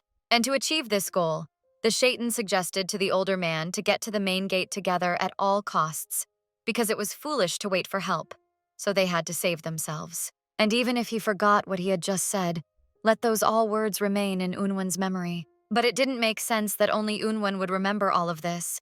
So Hoen asked him to survive and escape from here together. The elder agreed, and thus they had one big goal for the two of them, after which they hugged each other tightly. Afterward, they reached one office with no luck, but whether it was safe there, that was the question. But Yenwen didn't know the answer and decided to test it out in practice. This surprised Hoen, for this was the first time something like this had happened. They were lucky as no one was in the room, and obviously no one had gone in there before them. It was curious where everyone had gone, but then their attention was drawn to the work computer. Hoen thought it wouldn't be unreasonable to try to learn at least something about the current situation at the university. They read the correspondence from the corporate chat room and learned that some sort of accident had occurred in the virology lab. This information coincided with the information about the radio broadcast that Nahye mentioned earlier. Suddenly, they opened the doors and saw a small kitchenette with fast food items. There really was a whole mountain of ramen and bottles of drinking water. Hoen even found something that looked like instant soup. So he asked his dear friend to wait a bit, and he would quickly cook them something normal. Unwon didn't understand what was going on after all. His birthday had long passed, since his Hoen had started acting so nice to him. Shaitan didn't argue with that, but he wondered when the older man's birthday actually was. The brunette didn't understand where the attraction of unprecedented generosity for interest came from, to which Hoen replied that the older man had always been interested in him, not just today. It wasn't forbidden. So Unwon replied that his birthday was December 24th. Hoen suddenly wondered what his friend's birthday plans were, who he wanted to spend it with, and how he wanted to spend it. But the guy replied that he didn't remember anything about it. The older man crossed his arms over his chest and said he'd forgotten about his winter vacation plans too. This seemed strange to the younger boy, for Unwon remembered perfectly well that he liked apples and had taken to forgetting about such things. Yenwon could see in his eyes that his junior had something to say, so he asked him to do it directly. The brunette leaned too close to the Shanette again, asking what he was trying to find out if he was really that bored. But since this was in the brunette's opinion an interview, Hoen asked him directly about whether or not they had met before. Unwon didn't want to answer that question, so he changed the subject, asking if this was a new way of seduction. And if that was the case, then it had completely ruined his mood. But the brown-haired man had no such thoughts. Unwon gave up and asked his partner to name a specific period of their acquaintance. Hoen wanted to know about the period before all those terrible events at the university, but he didn't expect the brunette's answer, because he said they had never crossed paths before that. That was the end of their conversation, and Hoen decided to freshen up a bit, as there was water in the taps here, and clean towels too. The water was soberingly cold, but good thing it was. Unwon wasn't in his office as he went to inspect the floors upstairs. The protagonist noticed that as soon as they moved into this building, Unwon became more nervous and tense, and it was quite strange. The guy was also sad that all his attempts to talk to his friend were like peas against the wall, as he only repeated that he didn't know anything. Since that conversation in the kitchen, the brown man had a strange feeling from his friend's words, because he said that before the events with the monsters, they had never met. So how to explain it to himself, he did not understand. There was also a sneaking suspicion that Unwon was checking something when he asked for the period of their acquaintance. Someone was at the door and Hoenn opened it, thinking the older man had returned. But there stood a hungry and angry monster. The brown-haired man now realized that he had made a mistake, sinking so much into his thoughts that he had been careless, and now the zombie was attacking him. The zombie was clearly stronger than the man, but he still managed to bite or scratch him. He realized he had no right to waste time or hesitate, so he reached for his knife, which he drove into the monster's throat. Hoenn remembered all the brunette's instructions on killing the undead and do as the man told him. At that moment, Unwon entered the office and froze in the doorway, observing this interesting picture, after which he swiftly started to approach Hoenn, who asked him about. It was exactly the same with him. He felt the same way when he killed the first monster. Unwon was very much afraid for his friend, but nevertheless he spoke rather sharply, indicating that he had made the whole mess in order to understand his feelings. 4. Next, the older one snapped and started choking the younger one, saying that if he wanted to die so badly, he should have asked him to. The brunette admitted that the first time he killed a zombie, he was both scared and heartbroken. The older one let go of his youngest, who really did almost die of shortness of breath, and said he didn't need to be comforted, but the younger one should be. He then ordered Hoenn to take off all of his clothes, as he would now comfort him in a mature manner. This time they didn't stop at the usual caresses, but went much further. Toward the end, Unwon made a very interesting confession. Yes, even though they had not met in civilian life, but nevertheless he knew his partner very well, and that had to be accepted. Time passed and the older man was about to go exploring. However, he asked his partner not to open the door or go out into the hallway for anyone else. Since one zombie had already managed to get here, it was necessary to kill all the others, in which case Hoenn also wanted to go instead of sitting here. Junior didn't understand why he wasn't being taken on the raid. Was the wound on his leg really the problem? After all, he had already recovered and his leg no longer hurt, and he wanted to help. But Unwon thought that was a very bad idea, since he had been here a couple times himself and didn't really know what was what. So it was better for his friend to stay in the study. Unwon definitely didn't want them to die together. But what he didn't realize was that he and Junior had become quite similar. What Hoenn meant was that he'd been in that enclosure a couple times himself, so he didn't know what or where it was either, meaning they were in the same position. The only thing the Shaitan knew with certainty was that there had to be a 300-person ceremonial hall upstairs, and it was just about graduation time, so there were most likely a lot of people there. But that didn't impress Unwon, and he sent the younger boy to sleep, as he wasn't going to change his mind. And it seemed like Hoenn even agreed. But the thing was, he didn't like sitting in one place and doing nothing. And since Unwon didn't want to take him upstairs with him, he decided to go down to the basement and see what was going on down there. Plus, maybe some food could be found there. This caused another flash of anger from the brunette, as he had already bluntly said that the guy couldn't help him in any way. So it was best for him to sit in one place and not cause trouble. As it was, Hoenn wasn't going to do anything, so he looked around at the boxes that were around. He even managed to find some iron pipe. He didn't understand why Unwon was reacting so violently and snapping at everything. After all, until this moment, Unwon had always been calm, even when people around him were being sent to the other world in rows, and he hadn't received a single injury in the battles with monsters.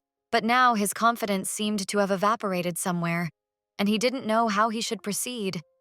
Something had definitely changed as the pain in his lower back made itself felt. It would be foolish to deny that Unwon scared him quite a bit, but at the same time, as they slept in their dreams, constantly asking him not to leave or die, a crazy thought had visited Hoenn's head, and he decided to take it personally and check it out, for which he left the office in which his friend had left him.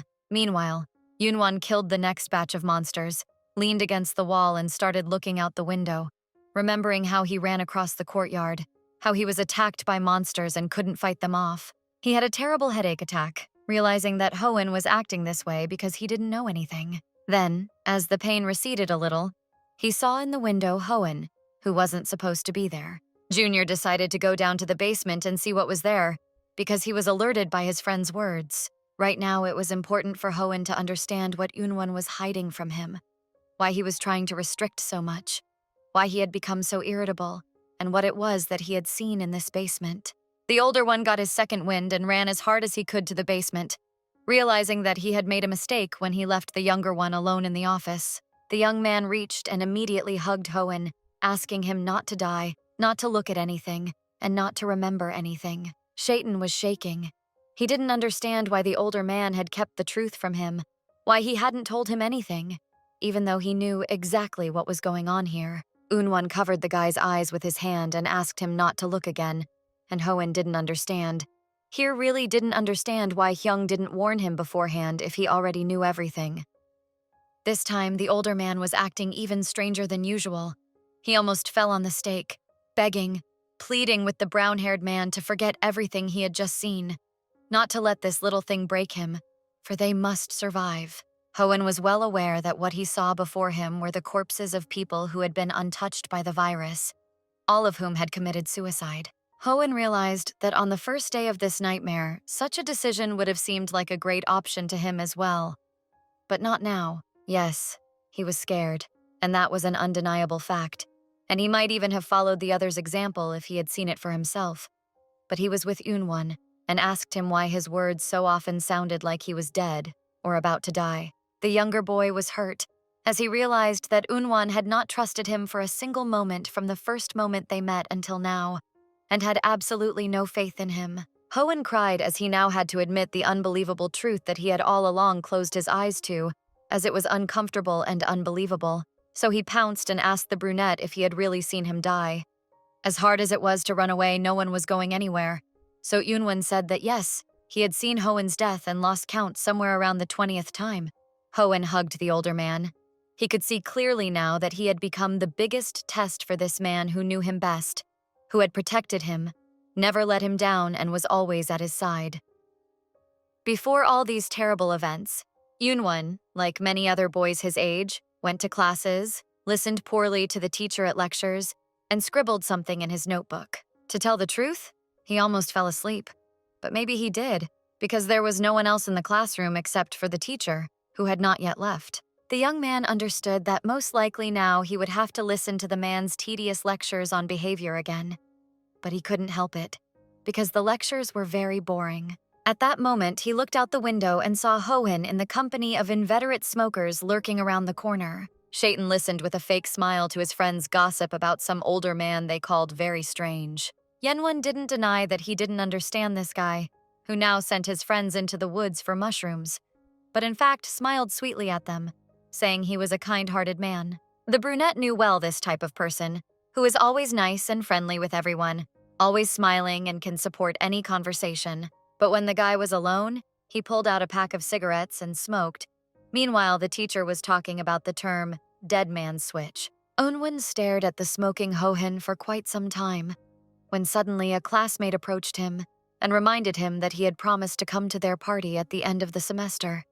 Although Unwon didn't particularly want to come, but this time he would have to, since the party also coincided with his birthday, and his friends wouldn't forgive him if there was no celebration. Next day came, and Yenwon had to show up at the appointed place at the appointed time and accept birthday greetings. At that moment, a friend noticed two beautiful girls at a neighboring table and suggested that the birthday boy get acquainted with them. The brunette wasn't going to do it, but he couldn't forbid his friend. But he said that Unwon should be the one to bring the beauties here, since they only fall for his pretty face. Nevertheless, the brunette did not want to meet the girls and was going to go out, although his friend tried to bring him back. But the guy did not plan to continue the evening, but gave the credit card to his friends to get them off his back. The club was stuffy, so as soon as Unwon stepped into the light of day, he felt as if he had been reborn. At this moment, he remembered the expression on Hoenn's face as he smoked alone. It could be compared to a savory pastime. And vulgar thoughts and questions about this strange guy's behavior with girls in bed are already popping into my head. Unwon returned to his dorm room and immediately fell asleep from exhaustion on his bed.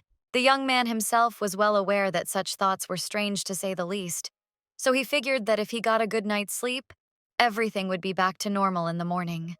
Only under the morning something went wrong. He woke up from the fact that the neighbor just returned from a party in the room and cowered not letting the main character sleep normally, except that the protagonist heard some rather strange sounds, so he couldn't sleep anymore and sat on the bed, looking towards his neighbor. He didn't answer any questions, but just sat in the corner and growled, which made him think that he had had too much to drink and still couldn't think straight. It couldn't go on like this forever, so he approached his friend and started actively offering different options to help, like buying a hangover tonic to go. But as soon as the neighbor looked at the brunette, he twisted with fear and tried to recoil. Thus, the classmate lost his balance and fell to the floor. And Unwon got angry and started to ask what had gotten into him and what these strange behaviors were. Unwon looked at his friend and realized that it was hardly a prank, for he had always had a bad sense of humor, and he had never really understood jokes. The guy kept cowering and growling, and when he raised his head and stood up, it was no longer his friend, but something else entirely with red eyes, growling at the whole room. And then it started reaching out its hands to the protagonist, trying to scratch and bite him. The brunette tried to run away and hide in the bathroom to begin with, but the monster that was still recently his friend was quite strong. So sitting in the room wasn't an option, and with little luck, he dashed out into the hallway and ran, shouting and asking if anyone was alive. Reaching one of the neighboring rooms, jerked the doorknob. The guy opened it and saw a girl in a pool of blood. It seemed all unrealistic, some nightmare. So he continued to run forward. He was already being chased by his former friend, who had become a monster, and he kept calling for help because a man had died here. Obviously, this was all real and therefore not a dream. Then maybe someone here on campus decided to film a reality show but didn't warn anyone about it. At that moment, one of the doors opened and someone grabbed his arm and pulled him towards them. It was Hoen who pulled him into his room and started quietly asking him about what was going on outside on campus. At the time, Yunwon didn't yet know the name of the Châtain, but he recognized him as the same guy who was around the corner smoking a cigarette alone, and now he was offering to call the police. They didn't know what to do as a monster started breaking in the door. It growled and tried to break the door down. The protagonists piled on the door with all their might, realizing that they had to keep the zombies from breaking it down or they would be finished. The monster backed off, and the guys exhaled a bit as they could catch their breath. Hoen suddenly thought there was a fight going on in the hallway, as all these people were too strong. It was stupid to just sit there. So the brown-haired man introduced himself first, and waited for the older student to tell him his name too. Yenwon introduced himself, but he still didn't understand why the junior was asking that if he didn't care at all. Hoen smiled, and Yunwon thought that strange guy in front of him, smiling, standing there, and even in such a stalemate.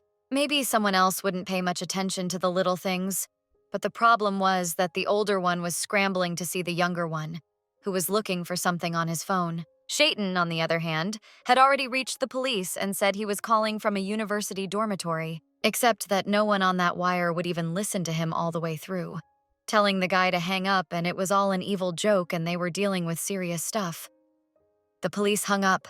Hoen wanted to call back once more, since they really were in trouble, but the network was overloaded and the calls just weren't getting anywhere. Meanwhile, someone's door opened and he was already being attacked by a mob of monsters, while the guys stood looking at theirs and listening to the screams outside the door. At this point, the older man realized that it was dangerous to be here, so he offered to leave for good.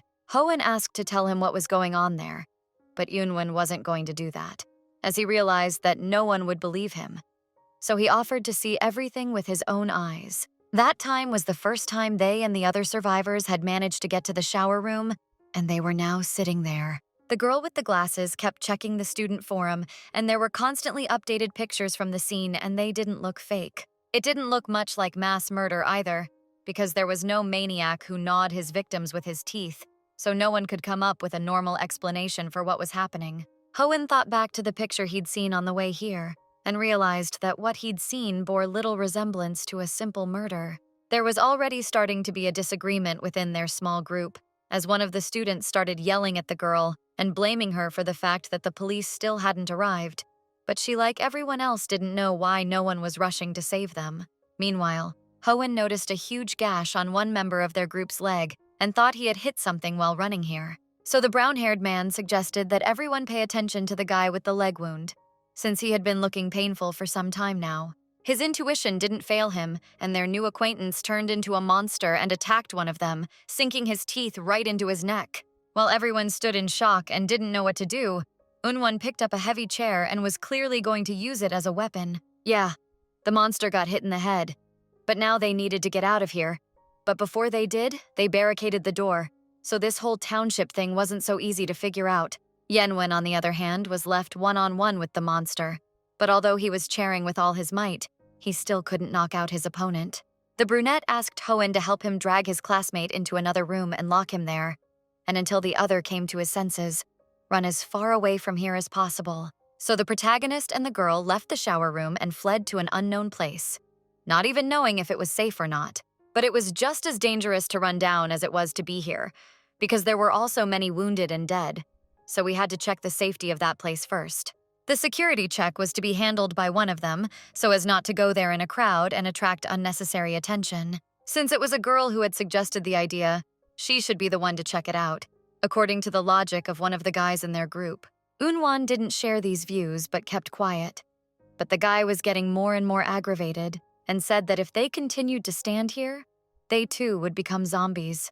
Hoenn intervened in the dispute. As always, he wanted to smooth the edges, so he asked them to stop arguing because he would go to the test alone. The brunette realized that it was dangerous to walk even in groups now, let alone alone, but Hoenn took out his axe and was about to go. But before leaving, the boy handed the axe to his new friend, realizing that of them all, the one was the strongest, and if he felt threatened, he would have to go to the brown man's room and sit there. Yenwen was convinced that the worries about this strange guy with the cigarette were not his to worry about, and that it was up to him to worry about his life.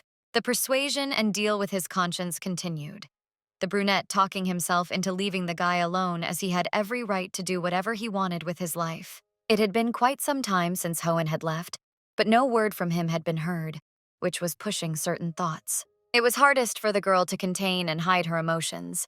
She went back and forth asking the guys why Hoenn still hadn't returned.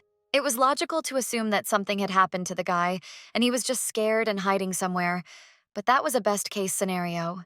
It was also obvious that sitting on one's ass in this place was not an option either, and one had to do something and go somewhere. At this point, Hoenn connected to the radio station and addressed his new acquaintances. The first thing he said was that he was in the service area. Yenwen didn't understand why he was doing all this. Was it really to mess with them? But Hoenn spoke again and asked them not to go downstairs under any circumstances. The brunette's heart skipped a few beats, while the members of their little group talked about how good of an idea they'd been to send just the brown-haired man on a scouting mission. Except that Unwan didn't share their joy. So he decided to go to his new friend's aid, even though it was dangerous and he could die there. The older man was annoyed at the guy's eloquence, which had come on abruptly like that, because up to that point he had almost fainted and said nothing when the guy with the cigarette went downstairs. He didn't understand why Unwan was saying something to him, because he was just like him, except that the brunette didn't deny it, but recognized it completely. However, he no longer wanted to be in this place and breathe the same air as this guy and girl. He ran down the stairs and realized that he shouldn't have cared about this whole situation. But for some reason he did. Besides, something inside, perhaps a sixth sense, told him that it was the youngest of them all who least deserved to die. There was chaos and horror going on the first floor. Monsters were walking everywhere and looking for people. Yunwan table around the corner and couldn't get out yet, thinking that it all looked like a low-budget horror movie. At that moment, one of the zombies found him around the corner and was about to attack him, but Unwan put his axe into his side. Only this technique did not help him in any way to kill the monster. It was still moving and attacking the young man who was desperately fighting back. And then, by naivete or game experience, Yunwan plunged his axe straight into the monster's neck, and blood splattered in all directions. Even though he had killed the monster and even bought himself some time to find Hoenn, he felt disgusting afterward and even threw up. The elder couldn't stop repeating to himself that he simply had no other choice. For if he wouldn't kill the monster, then the monster would kill him. Up ahead was the commandant's room, which meant that that was where Hoenn was sitting right now, which meant that he was probably broadcasting from there. Yenwen ran over to the window of the room and started pounding on it with his fists to get the attention of Hoenn, who was sitting there proudly alone. The brunette didn't understand why the door was locked and why he had to break it down to enter the room where Hoenn sat sad next to a computer. The youngest sat silently and did not touch anyone, did not react to anything, which greatly agitated the older one, who tried to shout to him. He even assumed that the guy fainted from fear. Unwan came closer to see what was so important written on the stickers, that his friend was looking at them so intently, but he said it was nothing important.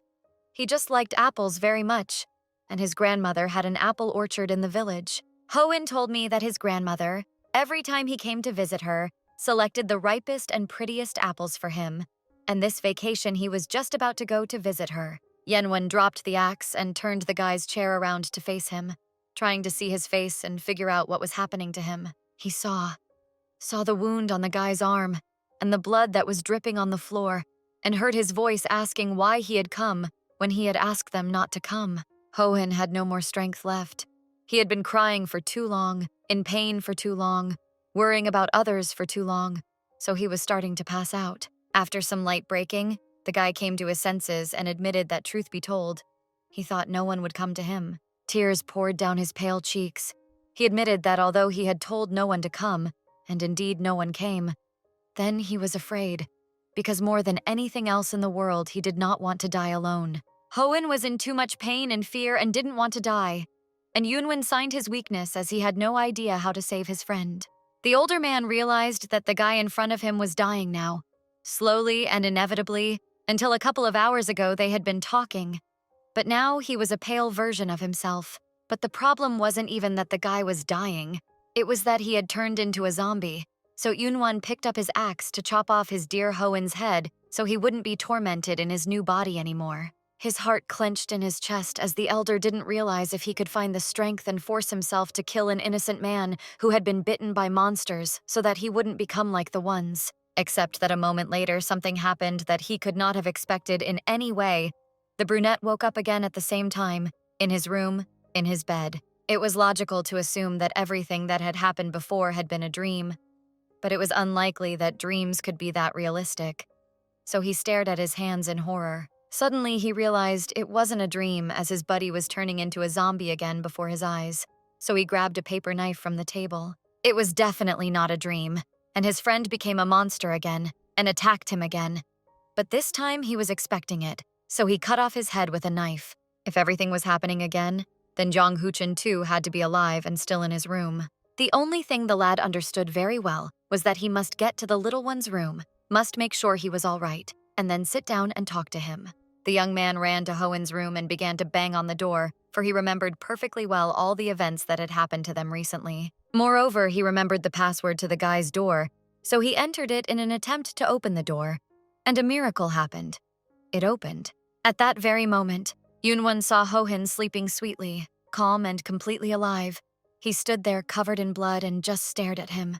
The eldest began to wake his youngest diligently to open his pretty eyes, for he had a serious conversation with him.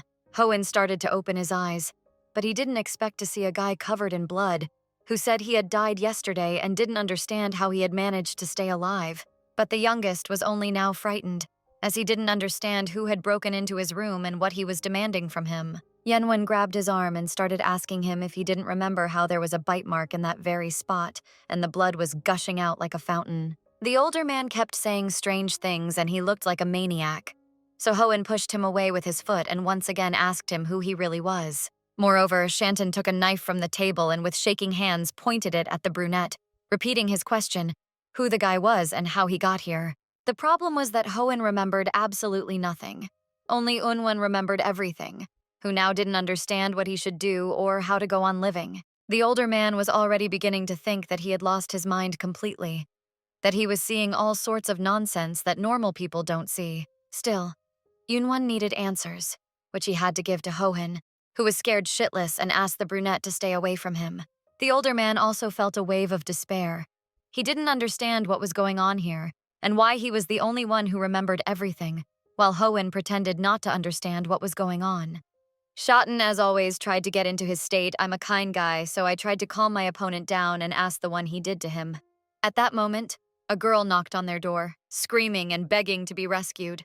This was Yunwan's sign to act, so he pulled Hoen behind him, as it was time for them to get out of here if they didn't want to become zombie fodder.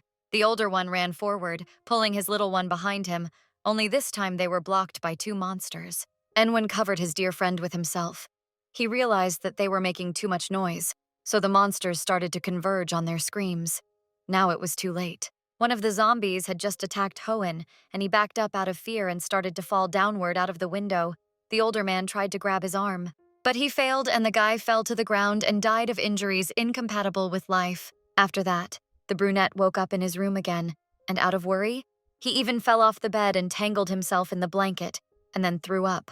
The roommate was turning into a zombie again, and the guy realized that he had only seen this kind of thing in movies, and now this kind of thing was happening to him. He had to kill his roommate again. The only thing that was clear was that every time he died, he returned to this moment in his bedroom, and most importantly, only he remembered it. This time he decided to change tactics a little and did not go to Hoenn, and ran up instead of down, because it was especially unsafe down there. The young man decided that he no longer cares about the Shaitan, and each of them is now for himself. So he will only save his life, because the one constantly added to his unnecessary problems. He came to the shower room. There was already a group of students gathered there. The guy hoped to the last that the code from the door would not fit, but it did. The older man realized that the most important thing was to hold out until the police arrived, and then he could breathe easy. But this time, the situation in the shower room was even worse than the last time. One upperclassman was forcing the others to live by his rules and go downstairs to get groceries, with him not wanting to do it himself, but forcing others to do it. The kid asked the older man not to send Eugene down to the store today, as she was feeling very ill today and couldn't go. The elder was still trying to say something, but at that moment, Unwon fell on top of him and couldn't move. At that very moment, it began to dawn on Unwon that something had happened to Hoenn and he was dying again, and the brunette was dying along with him. After that, the young man found himself back in his bed, in his room again with the same zombie neighbor. For the first time ever, a rather strange premonition visited Unwon, and he decided to check it out immediately, though on the other hand, it was more of an instinct. So he's standing at Hoenn's door again, asking him to open it and save his sinful life, and so the puckish man opens the door and asks what the guy's got going on. It was exactly as he had suspected. It was Jong Hoenn who had been the trigger for this nightmarish curse. But there was only one question. How could this all be possible? Come to think of it, every time the death of the youngest had opened up all the events on Christmas morning, and it had all happened over and over again, and the brunette was the only one who remembered it. But why was Hoenn the trigger? Because before all these events, they didn't even know each other, so why him? The situation was a stalemate, because it was obvious that he had to protect this guy by any means necessary if he didn't want to go through this all over again. But time after time, no matter how hard the older man tried, he failed to save Hoenn's life, and he died again, bringing everyone back to the past. One day, Unwon just couldn't bear to watch his dear Hoenn die in his arms again, so he jumped out of a building window with him. The most frustrating and scary thing was that he was the only one who remembered everything down to the smallest detail. It was unbearably painful. They had bonded especially hard that time, and it had been a wonderful feeling in part.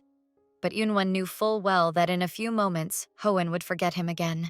Truth be told, Unwon would give anything right now, so that for one single time after going back in time, Hoenn would still remember him, even though he realized there was little hope of that. Everything happened again. The older man was already getting a bad headache from the memories, but he was curious if his roommate was tired of turning into a zombie in their room time after time. But this time, instead of running straight to Hoenn after killing his zombie neighbor, Unwon decided to take a shower and wash off all the blood. It did feel good to stand under the jets of water, but somehow there were no more feelings left.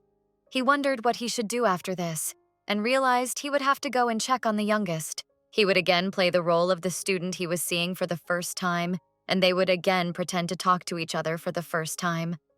But here was the strange thing. The moment they had last died together, Hoenn was smiling. This time, the guy's end was pathetic and he was smiling. But it wasn't just Hoenn who was weird. Unwon himself was no less weird, as remembering that moment made him horny. Surprisingly, it was the older one who could see the different emotions on the protagonist's face. It was the fake smile of a do-gooder, and condescension, and misgiving, and fear. He also saw the guy screaming excitedly. He himself was driven to frenzy by the lad's moans of pain, and by the mole under his eye, which was drowning under a flood of torrential tears. For the first time, Unwon was crying, wishing that someone would come along to tell him that it wasn't real, because this horror couldn't be real. Yenwon moved forward, cutting his way forward with the zombie axe, because he was still trying to convince himself that it wasn't real. He was hurt and scared too. The guy realized he was tired and fell to his knees. He convinced himself that this was a quest, that this was a game, that Hohen didn't exist in this game reality either. But the brown-haired man was, as always, he found common ground with everyone, was the center of attention, and the brunette decided he would treat it as a mission to save the protagonist from death. The young man also decided that he needed to gather more information, and then maybe he could find a way out of this situation. But it was an open question how many more times this would all have to be repeated to find the answer. And again, time after time, to go through the familiarity with Hohen, who doesn't remember him and looks at him as a stranger. During one of these encounters, Yunwan lost control of himself and attacked the younger boy with fists, because he wanted him to stop behaving like that and pretending that he didn't know him, even though he realized that the boy really didn't remember him.